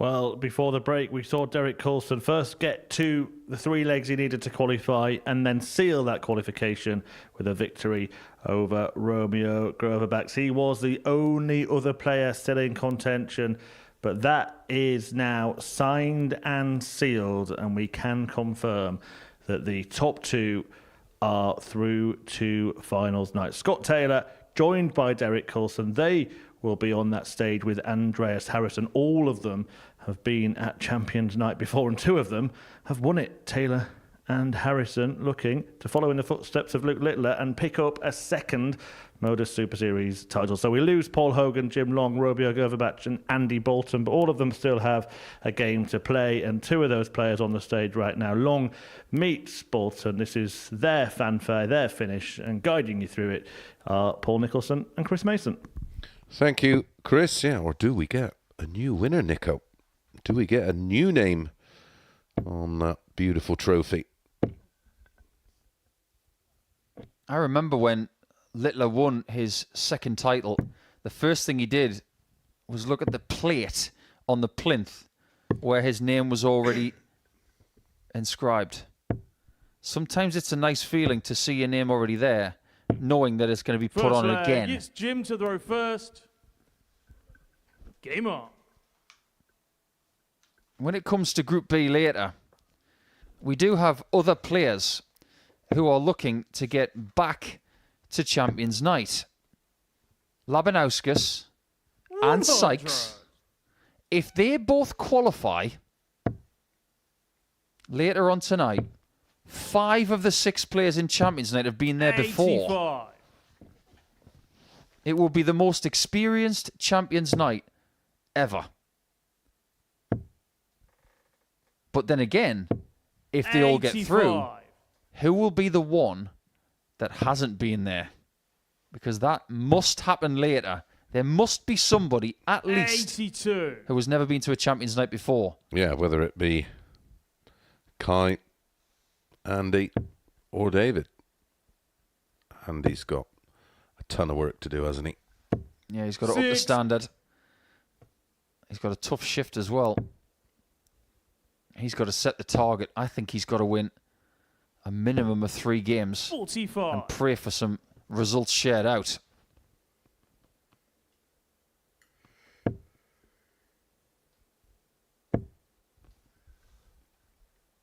It's not often that you play a darts tournament and you get a game at the end where you can say au revoir to a venue for a certain amount of time. 44. For Jim, this is going to be his last game at the Live 66. Lounge in 2024.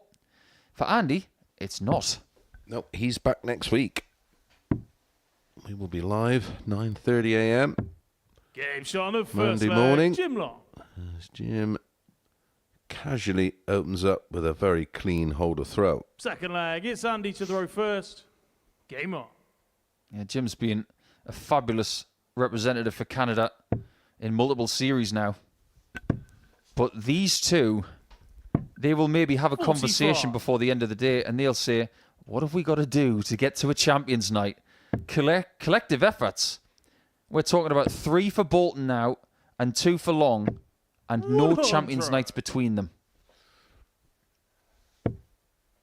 If you put their points together, it may not be enough.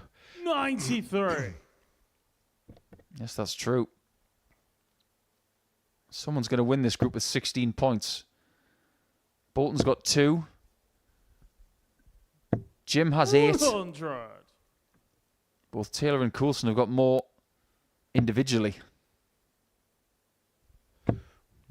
Someone asking with regards to 100. any issues with Andy's shoulder. No, it's just a thing that he's had for as long as I've known him and seen him play. He just tries to constantly keep it loose. 100. Don't forget, you can follow us on across all our social medias. 43. Instagram, Facebook, X, TikTok at MSS Darts, all one word. And if you ever want to join us on a Saturday night, which is the only time you can join us on 50 weeks a year. 140. We're here at the Super Series.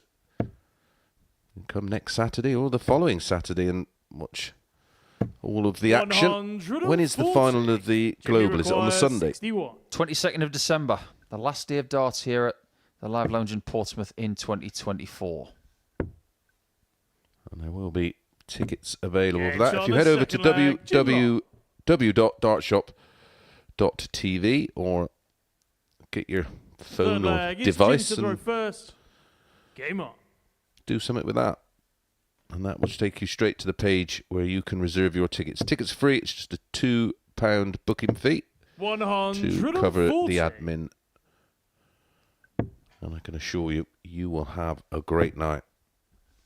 And I would implore everybody 60. to watch the darts on the 22nd of December, because you're going to get to see a trophy that is worth seeing. ADC Global Champion, whoever it is, 108. they're going to get their mitts on something very special. Now, I can sit here and say that all I like, but I can say, hand on heart, 41. I mean it. I've seen that It is a trophy beauty. close up, and I just said, "Whoa, do you know what? That's lovely." 130. Is on an 11 darter here.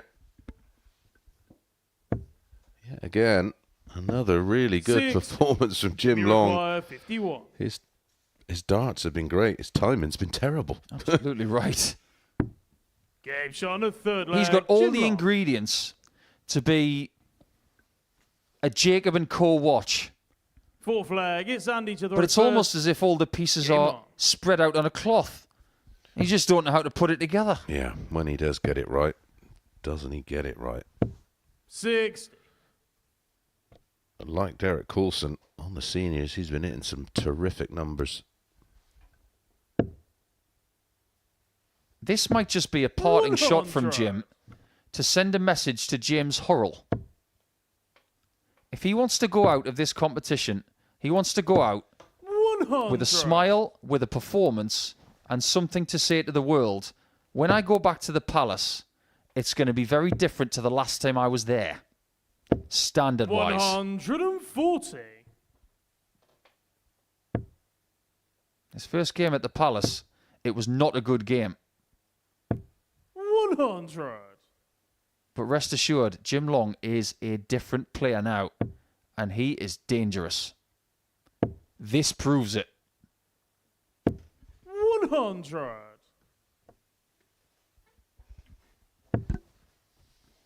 He's not being tested, because Andy would admit that he hasn't really tested many people in this group. 81. Jimmy requires So this is an individual 161. performance from Jim, where he's focusing on what he's doing and not caring what the other person is doing. That is fabulous. 121. Andy If he require hits that tops, 160. if he gets a shot, if he gets a shot, 120. if he hits Jimmy it, require 40. he'll equalise his personal best, potentially, or be very close to it. Game shot. Wow. And the match. Jim Long. That is a parting shot from Jim Long, and it's the best average of the week. What a time to find it. Chris Mason was right. Brilliant darts, terrible timing. But for now, it's au revoir to Jim Long, and it's so long to Andy Bolton. But we'll see him back on Monday for the ADC Global Championship. But what a way to finish your campaign. Jim averages over 111 with 100% on the doubles. We'll see you soon, Jim. Or maybe we won't.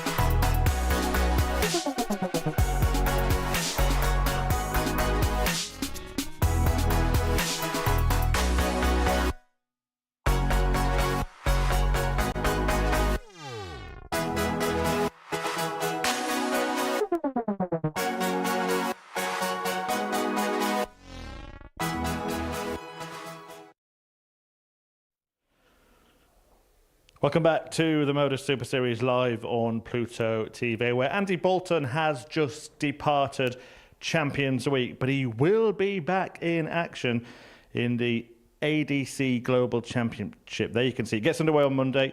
Andy Bolton in action from week one. Sebastian Białecki, Gemma Hayter, Thomas Banks, Daryl Pilgrim, Bradley Brooks. The list goes on of top quality names in that first week.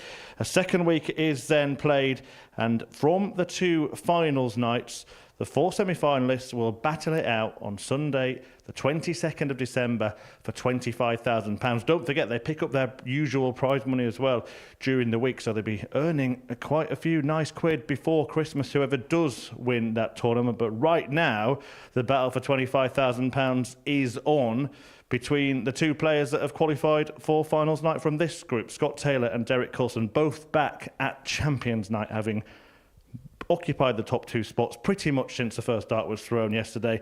Now we're going to find out which one of them goes through as the group winner. They'll be joining Andreas Harrison at Champions Night. £25,000, as I said, on offer. Which one takes bragging rights into it? Let's find out in the company of Chris and Paul. Many thanks, Murph.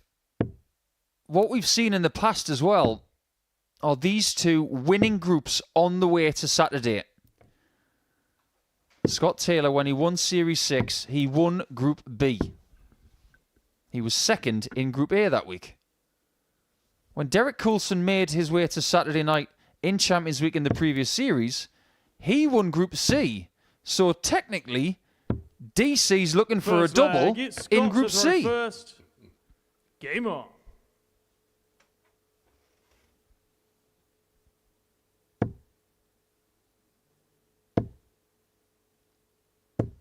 $135.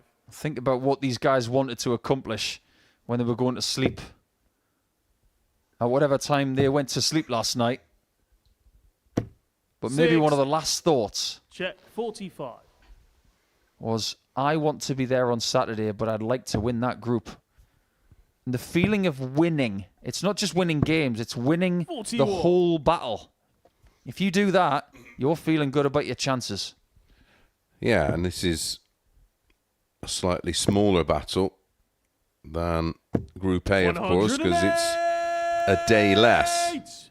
But it's also a compressed field of players that you're fully aware of and would have done battle with if you are coming in from Group A.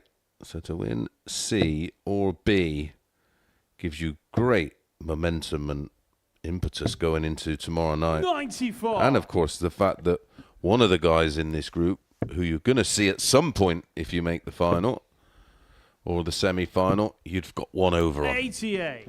And that's all. The all-important thing is having that in your mind, knowing that in their mind, the last time you met, you won. 135. Scott, you require 138. Another. Double 12. Oh, yeah. On the first leg, Scott Taylor. Play it again. Scott, not Sam. Second leg, it's Derek to throw first. That was Game on. sublime. Yeah, that was special. Never at any point looked like missing. 60. I don't know if this is harsh of me to say this, 140. but is it fair to say that we right now are about to see somebody win this group? I'm emphasizing the win, because the way that Andreas Harrison was talking on Wednesday afternoon, 54. he felt like he was top of the group, but he didn't feel like he won it. Yeah, because I suppose, that's a different mentality, 132. isn't it? Because he would have been in the practice. I mean, when he walked in, when myself and Murph spoke to him, he was, how did that happen? So although he had won the group, 140. he had to watch someone not win the group, handing him the title of Group A winner. 99. So it wouldn't have felt like this. Yeah, it's a totally different set of circumstances. And I wonder what we're going to be faced with later. 100. I know what Tom Sykes is Scott, thinking you right require now. 130. Win all 4 games, I will win that group. End of story. Yeah, that's the mentality. 105. Derek, you require Nearly 146. back-to-back big finishes. Or is it Derek? No. 58. Scott, you require 25. Double 12 again. 13. Derek, you require 88. Just leaving a little bit out there for Derek to reel in as he goes for double 7. 74. Scott, you require 12. Straight down the line and straight in. On his second leg, Scott Taylor. When his darts hit the board, there's a proper thud, isn't there? Oh, they're thrown. Third was leg, a- it's Scott to throw first. 16 darter Game on. to go with the 15 from leg 1. We've had some questions via various social medias over the last few days. 140. And people are bemused as to why Scott Taylor is not on tour because of how good he is. So are we. We've brought it up ourselves many 6. times. It's just some players are. It's not necessarily about your A game in terms of getting a card. Q school is 140. a minefield, and you have to dodge bullets all over the place. I actually think it might have something to do with lifestyle. I think when you've got a family, 57. if everybody involved in that family is not fully invested in said player having a tour card, then it doesn't happen. Yeah, and 60. when you do have a young family, your priorities change massively, and it's not the be all and end all anymore. You see a lot of players now that just like to play darts because they like to play darts. 140. And they just happen Scott, to you be world class require doing it. 61.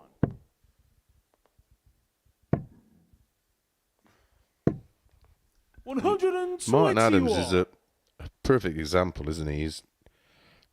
He never made, although he did play in some PDC events, he never ever felt that it was for him, and 45. He liked Scott, what you he was require doing. 40. surely that's the most important thing, isn't it? 30. Look on the bright side, Scott. You're going to get a look at the double that gave you your biggest prize. And it's the only double that's been hit twice to win a series. 59. Taylor did it Scott, on you dart require 2, 10. and Littler did it on dart 1.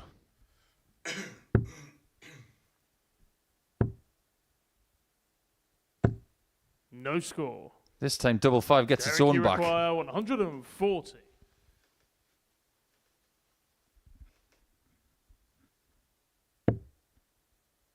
Stay right there.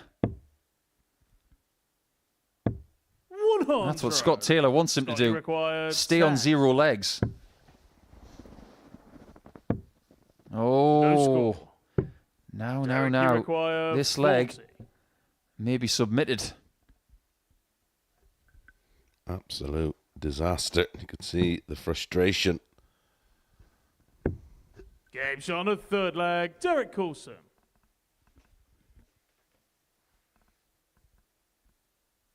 Fourth leg. It's Derek to throw first. I've just had a little look Game on. into Scott's season on the Challenge Tour because he did do a little bit of it.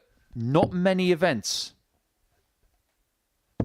100. I think he played at the start of the year between the 19th and 21st of January thinking, I'm going to give these 3 days everything I've got. 60. If it doesn't go well, I'm going to focus on other stuff. If it does go well, maybe we'll do something else after that.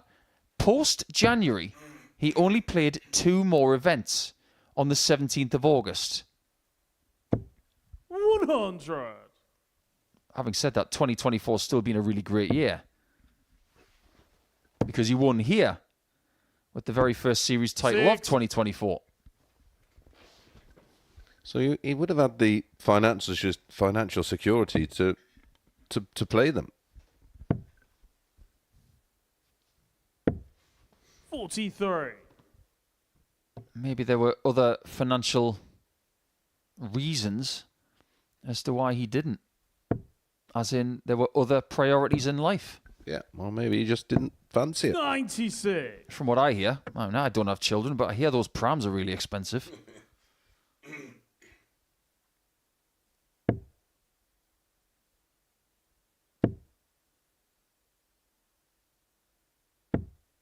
$98.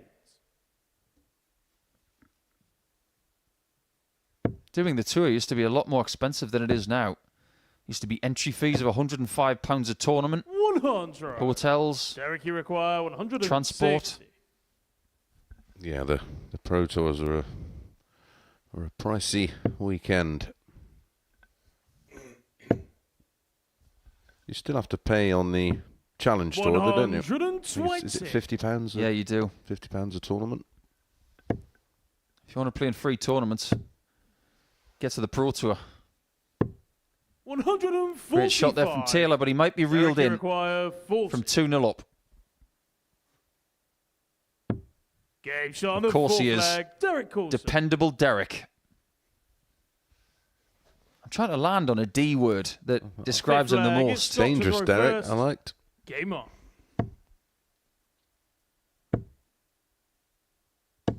$140. How about sensational Scott?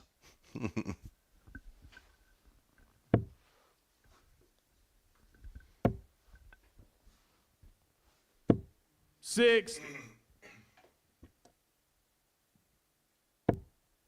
You ever noticed Scott's tendency with his left hand when he transports the dart from the left hand to the right hand? He flattens it out.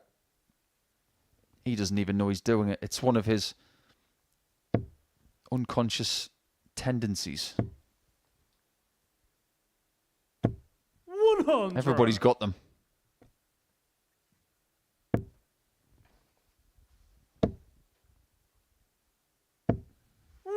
He probably doesn't even know that he is looking at the board the way he does. It's just innate. But when it comes to Derek, nothing changes. He might as well be a 41. Guess Who character. Scott, you require 161. Does he have a beard? Does he wear glasses? Does he have a bald head? Oh, Derek Coulson then. 86. Bit of Cluedo. It was Scott Taylor in the fifth leg of the contest with the third dart. Yeah, taking out 75. 140. And it was in the Scott, you live require lounge. 75.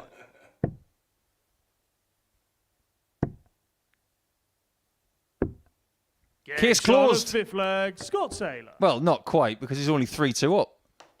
But he's within one leg of winning the group. That's what this is all Sixth about. leg, it's Derek to throw first. Yeah, it's a simple shootout.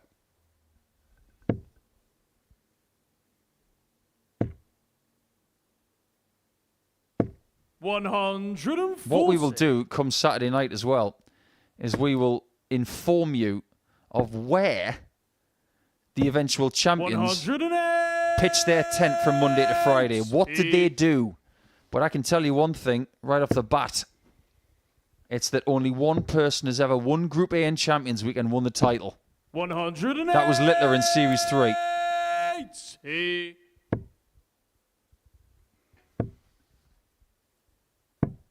59. Is there one group that's dominant in terms of going on to win it? B. Yeah, that doesn't surprise me. This is some lag from 137. Deadly Derek. Dangerous. Deadeye. Deadly. Distinguished. 81. Derek, you require 44. We're getting there, Derek. We're doing our best for you. Well, this leg's been destructive. Game shot on the sixth leg, Derek Coulson. Ring the bell. Last round. Ding, ding. Seventh and final leg, it's Scott to throw Well, first. it's not the Game on. championship rounds. This is just to get into the championship rounds. Correct. 57. Now, Derek is playing his 10th game of the week. Scott is playing his 25th. How's he feeling right now, Mace? He'll be feeling it. 46. He will enjoy a good rest between now and arriving 68. here tomorrow night, probably round about 4:30-ish. Yeah, I'd say so. Interviews to do. Preparations to be had. Yeah, we like 96. to get their media stuff out of the way and then just leave them be in the practice room to switch right on. 140. Yeah, and the atmosphere in the practice room today will be very different to tomorrow. It's amazing what changes when there's big money on the line. 59. And in Scott's case, it's about getting his hand on that trophy again.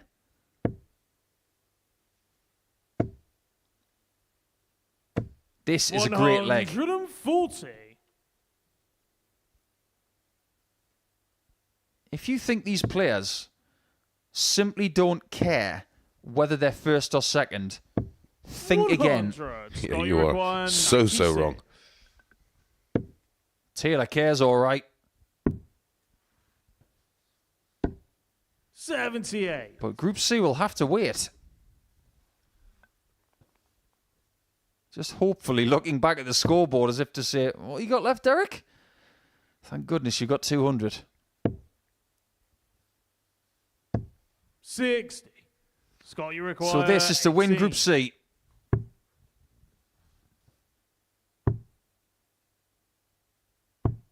Nine. Just cannot get over the line. Derek, you require 140. 5 darts missed to win the group. He will get more. Yeah, he will get at least 2 more as long as he hits the 100. single one. Scott, you require 9. Oh, he's No not going to score. get any at all. Derek, you require 40. Now Derek can win the group somewhat miraculously. And he Shot does. And the match, Derek Coulson. I wonder if that's going to change the psychology of things when it comes to Saturday. We'll get onto that in due course. But Derek wins the group on 16 points, and Taylor, who has been top most of the time, is going to have to settle for second. He had multiple match darts. He had that magical 138 checkout early in the match, but he wasn't able to finish things off on either double 18 or double 9. So that's costly, or is it? When we go to our last match, it's Romeo Grbavac and Paul Hogan about to say goodbye to the Super Series for another year.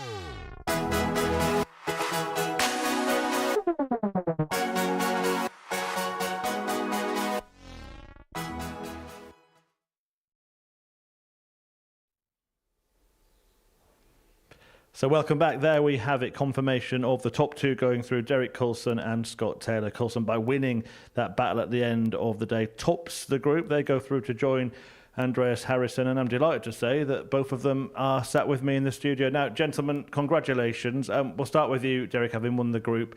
Back at Champions Night, what a feeling. How do you feel about that? Yeah, the last series got to Champions Night, and I honestly thought maybe that was my one and only shot. And I was over the moon to get there, and I absolutely loved the occasion, the experience, and to be here again. Yeah, it's special. And Scott, for yourself, you're someone who's lifted this trophy once before. How good is it for you now to have the chance to do that again? I'm just relieved. I don't feel like I played too good today at all. Really, I got away with quite a lot, and it's just a relief to get through. Really. And you'll be in the same group as Andreas Harrison, who's also won it. You've all been there before. It's a lot of experience tomorrow night. It is what it is. They're all good all way through, so it'll be what it'll be. For you, obviously, Derek, this time coming through a slightly different route, it just goes to show that performance actually was as important as victory, because you were the best averaging runner-up in the series this time around. Yeah, I mean, I could call myself a little bit fortuitous to get the opportunity to come here in Champions Week, but that's the rules, you know, and I played well that week. Jim was outstanding that week. Didn't quite get it going this week, Jim, until the last couple of games. I'm glad he didn't bring that earlier, to be honest. A question for both of you. What was the mentality like sort of going into that last game? You both know you through.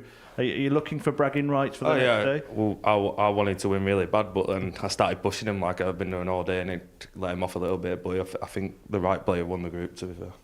Oh, he let me off big style. Yeah. I mean, Scott's a great player, and I didn't think I was going to get those opportunities when he was on the finish. I got lucky there. Your top sitting in this group in particular has been incredible. That you must feel confident if that stays there tomorrow. Everyone started telling me, and then I missed 3 darts. I was like, "What's going on?" So yeah, it is what it is. It's been good apart from them 3 darts, I think. So hopefully it goes tomorrow.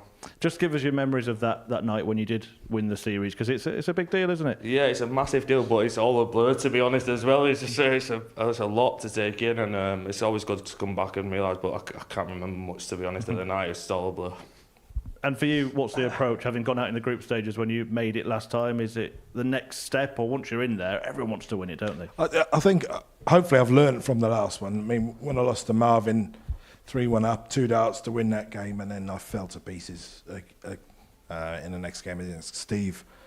I need to learn from that. I took it as an opportunity and think, you know, nobody's expecting it, but I put myself under a lot of pressure in that second game. I started counting legs, and I need to go into tomorrow and just try and enjoy it. If I can, just relax and enjoy it. Yeah, again, final question again for both of you, just reflecting on this group, because kind of all throughout yesterday and the start of today, you did look pretty comfortable. Then in the middle, there was just a little bit of an opportunity for others. You put that right. Were there any nerves? There was definitely a lot of tension going into the second, third games, I think, when there was that work.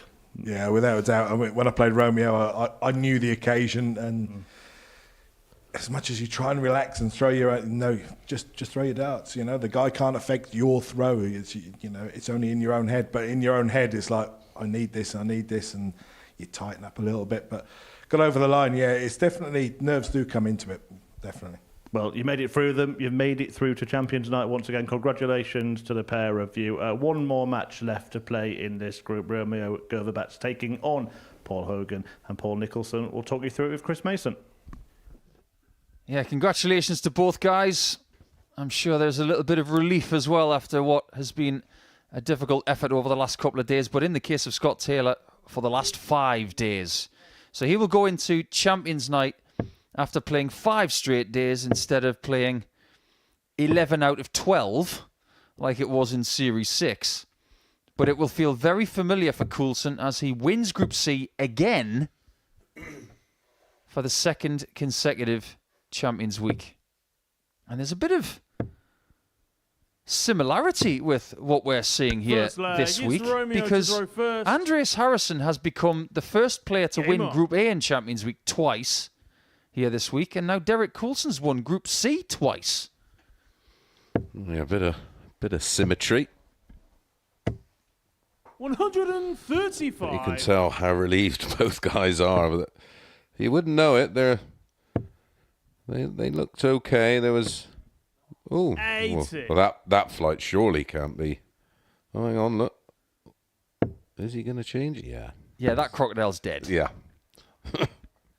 No crocodiles were harmed in the scything of that flight, by the way. 85. Well, that's what happens when you use flights that are slightly imperfect. They can be caught with those very sharp points. Yep. Well, back in the day, of course, they were the... Did they used to call them self-adhesive? And you could sort of damage them and almost mould them back into shape. But I didn't like them at all. no. And there was the Dimplex flights. Remember those? 140. They were very popular, weren't they? Especially with our pal Alan Warren at Little. He Yeah. loved them. 121. Romeo, you slip require has meant that 141. no finish for Hogan. 52. But they can jostle for position here, can't they, Paul? Yeah, Hogan, depending on the result, can actually jump Jim Long to third. 57. And Romeo, that's you extra money. require 89. Romeo can't get to third, but he can get to fourth. 46. Paulie require 106. Got to the ball, but couldn't hit it. Hogan's going to leave double 18. And he hits it. On the first And that's leg, why Paul he Hogan. leaves double 18. Second leg, it's Paul to throw first. Now, if my Game on. calculations are correct, I believe Hogan needs to win this game by 4 legs to 0 to beat Jim 82. Long to third. Otherwise, Long will again finish fourth in Group C for the second consecutive series. 45.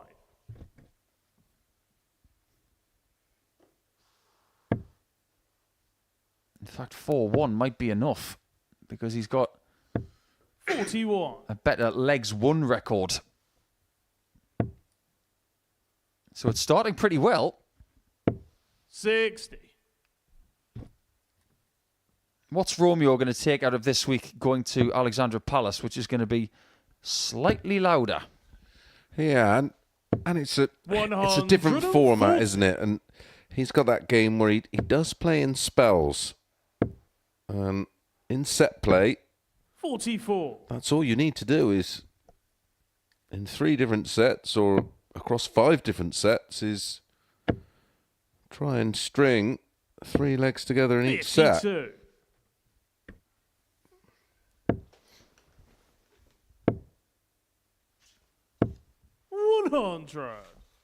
How do you rate his chances at Alexandra Palace?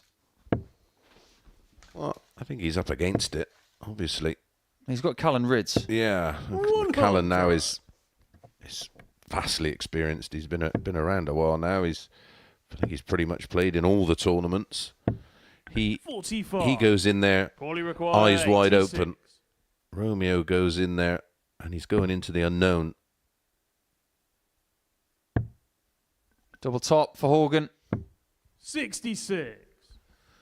But yeah, he's going to be an outsider, and he's going to have to be. When we've seen him at his absolute best, he can compete, but I think it's 68. highly unlikely he beats Paulie Callan Ridds. require 20. It's unlikely that he's going to beat Kicks on Paul the Hogan. Second leg, Paul Hogan. I have to agree at this stage because we have not Third seen leg, it's Romeo's Romeo to top throw level this first. week. Game on. If it turns up, he will take sets. If it doesn't, 85. he loses. It's as simple as that. It's all part of the learning process. And we're talking about Ridds, who has made the quarterfinals of the Worlds 43. before.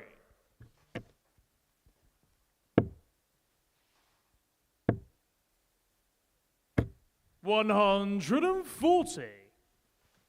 I think that last performance of Jim Long is something that James Hurrell should watch and use as a motivator in practice over the next 10 days. And don't even think about Michael van Gerwen next, because Jim Long will be trouble. Yeah, when he gets it right, which he did do towards the in loads of moments, but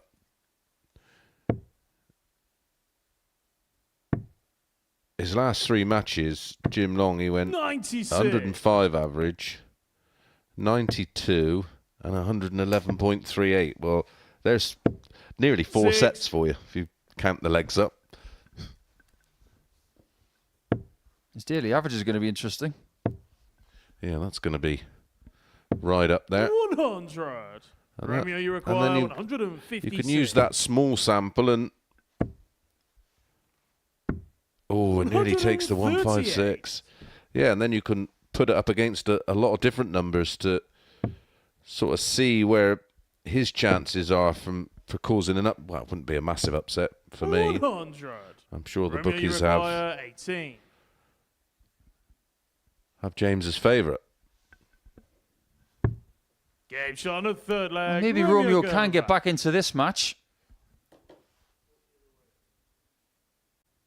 Fourth flag. It's Paul to throw first. Jim Long's average for the day is above 98. Yeah, that's remarkable. Over 5 matches, that matches up against anything. 78. Certainly anything that we've seen here. Indeed. It was only good enough for 6 points today, funnily enough. 59. Meaning that all the damage was done yesterday. Romeo keeps juggling his darts here. He's seeing the funny side of it. 140. Yeah, Romeo's quite a chatty guy. I get the feeling he might have been quite a good hit in the practice room. Yeah. 11. He's all about the positivity and the enthusiasm of playing the game. Yeah, and he's got plenty of that, hasn't he? It's good to see, even when things haven't gone his way, he's still 59. been smiling, still enjoying the occasion. 81.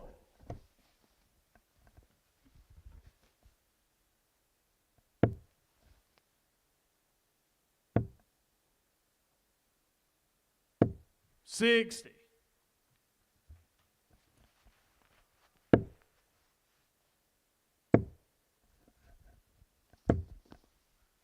45. Paulie require 164. 2 treble 19s and bull. There's one. There is not 2. Yeah, very near. 124. Well, he's left it handy. 65. Paulie require 40.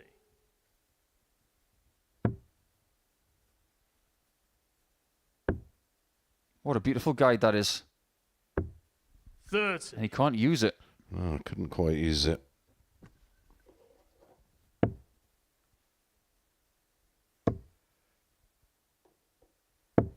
$108. Lovely, Max. Paulie requires. Is it too late? 10. It should be.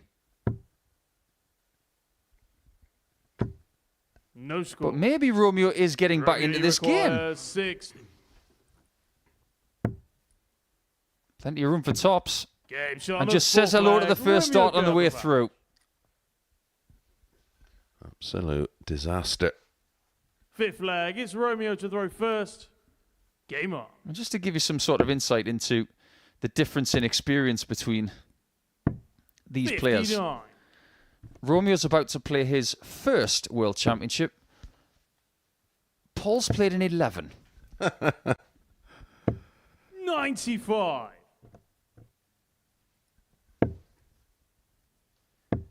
And when Romeo was born 98. on the 4th of September, 1994, it was a matter of 4 months later, 8. Paul Hogan made his debut at Lakeside. That's remarkable, isn't it? Yeah, just 4 months and 2 days later. 100. And he lost to the eventual champion Richie Burnett in the quarterfinals. After beating Sean Palfrey Another great Welsh player. and Per Scow of Denmark. 100. That's who Eric had that comeback against that you see clips of all the time. Is that the old face-to-face one? 41. Yeah. And Per Scow just didn't flinch. Fine player back in the day, Per Scout. 24.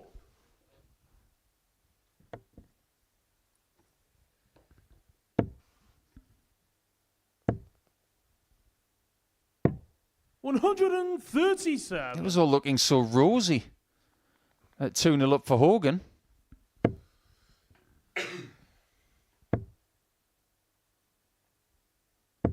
He might find himself in 5th position after what's been a really good day.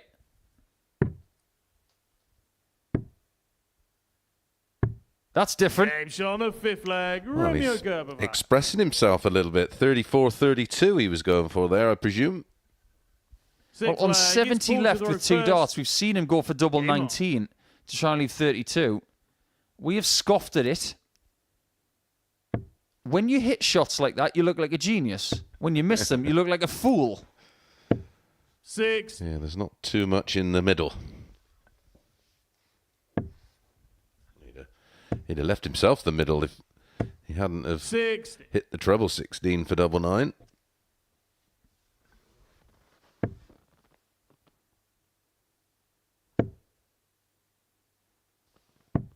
$80.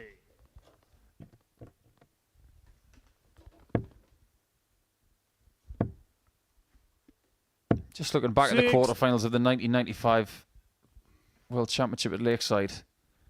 The quarterfinalists, my word. Look who Hogan was with.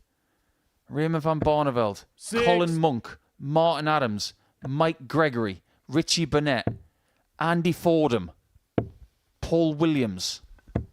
6. Yeah, it's in quality company. If I was going to have a really geeky darts day, I'd love to watch all 4 of those quarterfinals. 108. Every now and again in the pub, if we don't have anything on and there's plenty of darts lads in, and it's sort of 81. 7 o'clock at night, I'll say, right, 121. stick a classic old game on. We'll sit back and watch a real banger.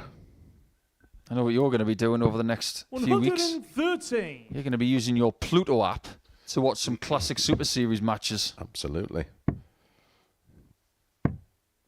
65. Paulie require 8. Let's have one more one-leg shootout.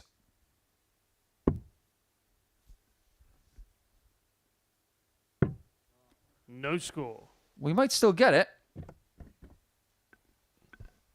That was a bus ride away.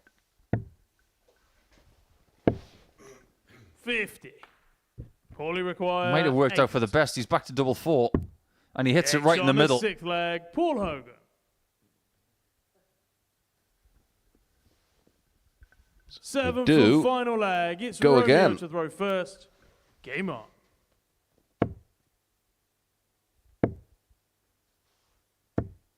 It's going to be a strange World Championship for Romeo because he's going to be the only Croatian there. Boris Kruchma hasn't qualified. And Boris had a really good championship last year. He did.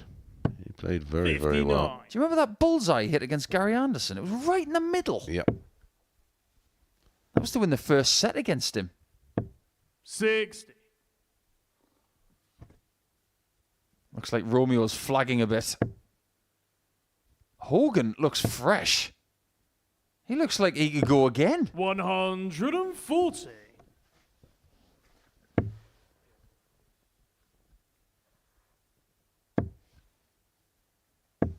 $83. He's not going to have that luxury.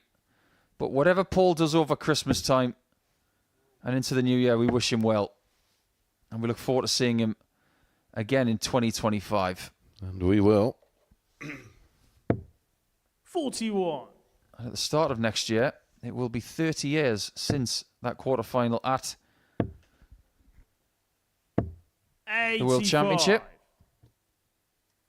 He did make the quarterfinals in 2020 as well. And he lost out to Jim Williams, who would end up 82. losing in the final to Wayne Warren. That was the one year it was played at the O2 in London. 100. Yeah, that was a good move.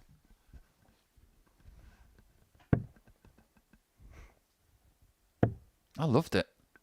Oh, the venue is second to none. 54. There was a wasabi across the way. Just the logistics and location. 65. Paul's last score was 41. The cost Paulie and require everything else involved, 138. it was commercial suicide.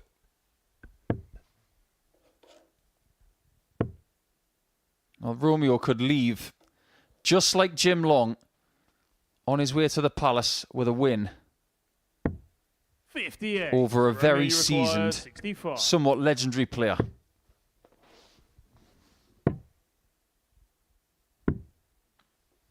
But then again, he 29. might not. Paulie That was a require tired dart at 8. double 18.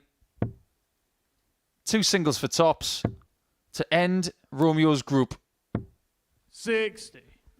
Romeo, you require 36. So for the last time in 2024,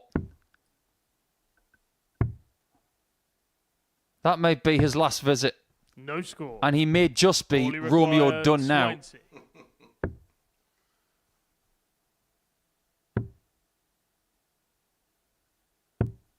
$15. Who wants it? It's Romeo, unreal, you isn't it? require 36. Get Romeo shot gets and it. the match, Romeo Grbavac. He wins the last match of Group C. They're both not going to Champions Night. But Romeo leaves with a win. He's done himself proud this week, playing 25 games over the course of Monday to Friday. But he will stay in his position that he started in 5th. But he has actually just gone to 4th, so that's just come in. A little bit of breaking news here at the Modus Super Series. But it's a bit of a trudgy game, but we're going to cast our eyes and our ears over the action that we've seen over the last 4.5 hours with Chris Murphy after this.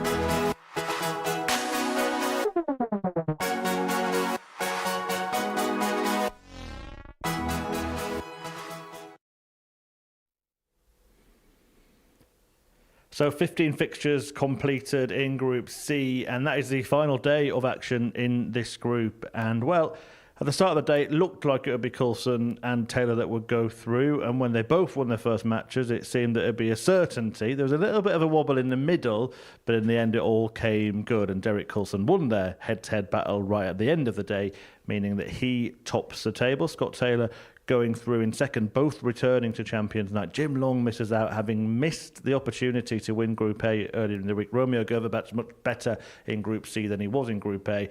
Paul Hogan on 8 points. Andy Bolton with 2 days to forget, really. So they join Andreas Harrison in Champions Night. He's through. Coulson and Taylor from Group C, and tonight Labanauskas, Davis, Hamilton, Gothard and Sykes will battle it out for the remaining 3 spots. Start of the day, gentlemen, we felt that it would be those two, and apart from a little wobble in the middle, it never really looked like being anything else, did it? No, I don't think so. Coulson looked great at the start. He was very ready for the challenge. I liked the start from Taylor. It was somewhat explosive, and that's what we expect from him most of the time. But people couldn't mount that charge, and I love what Mace has said today about Jim Long. He's such a great player, but a great player with lousy timing this week. It's not something that we would label on Jim at any time. We love him to pieces. But this week, when he leaves and goes back to Canada, he'll be thinking, my word, I've got to get a new watch because my timing was just off this week. Psychologically, is there a possibility that he did have a bit of a hangover yesterday from what happened on Wednesday? Jim, yeah, possibly. But if you really dissect the games and you look at certain moments where he's had 3 darts at a double and they've all clipped the wire, and then someone's come in behind him and taken out a 97 or 98 or anything like that, and it's those kind of things that define where you're going to go. That's just sport, and this sport is just fine margins. But how he's played today, Paul just quickly looked over the numbers, averaged over 98 for the day, and he's not through because of the damage that was done yesterday, where sometimes you'll get away with it. Look at Andreas Harrison, he got away with it in Group A, and it was down to Jim Long to hit one of those 2 chances he had to see him through to Saturday night. But that's sport, and that's certainly the Super Series. I don't know why we're shocked. Mace alluded to it there, Paul. It is a 2-day group, and he spoke about the damage done yesterday. Coulson and Taylor did a lot of their bidding yesterday, didn't they?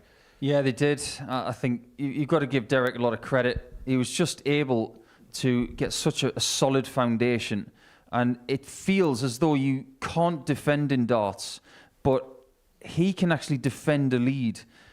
The experience, and that is a word we're going to use an awful lot over the next couple of days, because we've got 3 players in Champions Night who've got ridiculous experience. But I think the experience of winning Group C in the previous series helped him here, because that wasn't as easy as it was previously. But he had it in his own mind that he was going to win it anyway, no matter how he was going to do it. What does it say about him, Mace? Because he was a dark horse last time, and this time had a bit more pedigree. Yeah, I wasn't surprised to see him do well last time. I've been sort of tracking his numbers on the seniors tour because it was a name I didn't really recognise, and he was capable and is capable. What is it about left-handers and glasses? He is a reactive player like Wadey. The better you play, the more levels he finds. He is one of those kind of guys, and he's in with a hell of a shout tomorrow night. As for Scott Taylor, though, I mean, he probably in Group A didn't get the results that his performance has deserved, but he kept going. And I mean, we mentioned his finishing. He mentioned it as well, that when it kept getting mentioned, that top started going missing. But the finishing was superb, wasn't it? Yeah, he's a frustrating. It must be frustrating for him, because it's frustrating to watch, because he has got oodles of talent, and when he's on, he's on. But it goes from A to Z. There's no middle ground with him, and that's something that he needs to work on, and I think that will only come through playing more and putting himself in situations so he can recognise, right, I need a default game, because he just doesn't have that default 90 average. Names on the trophy already. Could it be there again? There's no reason why not. I think the bumpy rides that he's had over the course of the last couple of years coming here, he's got enough positive energy going into this. He's got enough positive memories as well. But if you think about his record, this is his 3rd Champions Night out of 3 Champions Weeks, and he's won one of them. That is one of the best records we've got since the start of this place. And I think he should start giving himself a bit more credit. he tends to deflect in interviews. He's not great with interviews. He doesn't really want to do them, but he does them because he has to. But I think he should start giving himself a lot more credit because he is an exceptional dart player and he's a lot better than he thinks he is. Yeah, he is special, like really special. It's just there's just certain elements to his game that can be put right because he has the highest ceiling for me of all the players that are left in.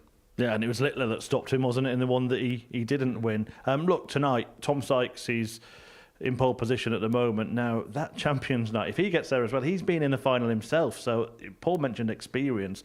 I don't know if we'd been thinking about that at the start of the week, where you'd have so many players that had already had that particular experience. Yeah, and he's very, very similar to Scott. You know, he's a really explosive player. When he's absolutely on it, he puts 180s on the head of a nail. He's remarkable, but he's just got to find a bit more consistency when he's not quite at it, and it's tough. You think of how many players over the years out there that we used to wax lyrically about that. When they're on, but they sort of get lost when they have to find a way to graft and grind. That's where. Listen, when you're at the top of your game, players like him and Scott, that takes care of itself. We are on the precipice of something happening this week that we couldn't have even scripted, because we've got 3 players already in Champions Night. If Labanauskas and Sykes qualify tonight, that's 5 players who have been to multiple Champions Weeks who have never missed a Champions Night, and then there will be 1 person who's never been there before. That's like the Lions going after an atom. That is a frightening prospect for somebody. I can see Sykes and Labanauskas making it because this whole thing is all about experience. Experience pays. Well, we'll finish on tonight. What are you expecting this evening? I think Tom and Darius they'll get it done tonight. I think a lot of the other players have left themselves a little bit too much to do, and like Paul says, they're experienced in this environment. They know how to get over the line. And I think they'll just about hold on. Go on, you've got the choice then of who joins them. I think maybe Andy's left himself a bit too much to do at the bottom. So it's a really tough one, but I've got a feeling about Kai Gotthard at the minute. I just think him winning his week in week 4, he's gone on to make the World Masters final, he's gone on to win the PDC Europe Super League, he's going to the Worlds like Romeo Grbavac is, but there's something going on with his motivation. It's just a bit stronger than some others, so I'm going to go for Kai. Gentlemen, thank you for this afternoon. We'll see you tonight. The action continues on Champions Week. We will fill the field for Champions Night, and it's looking like a pretty experienced one so far. That's tomorrow at 7:30 p.m. when somebody will pick up the £25,000. But who will be there, we'll find out tonight from 10 here on Pluto TV.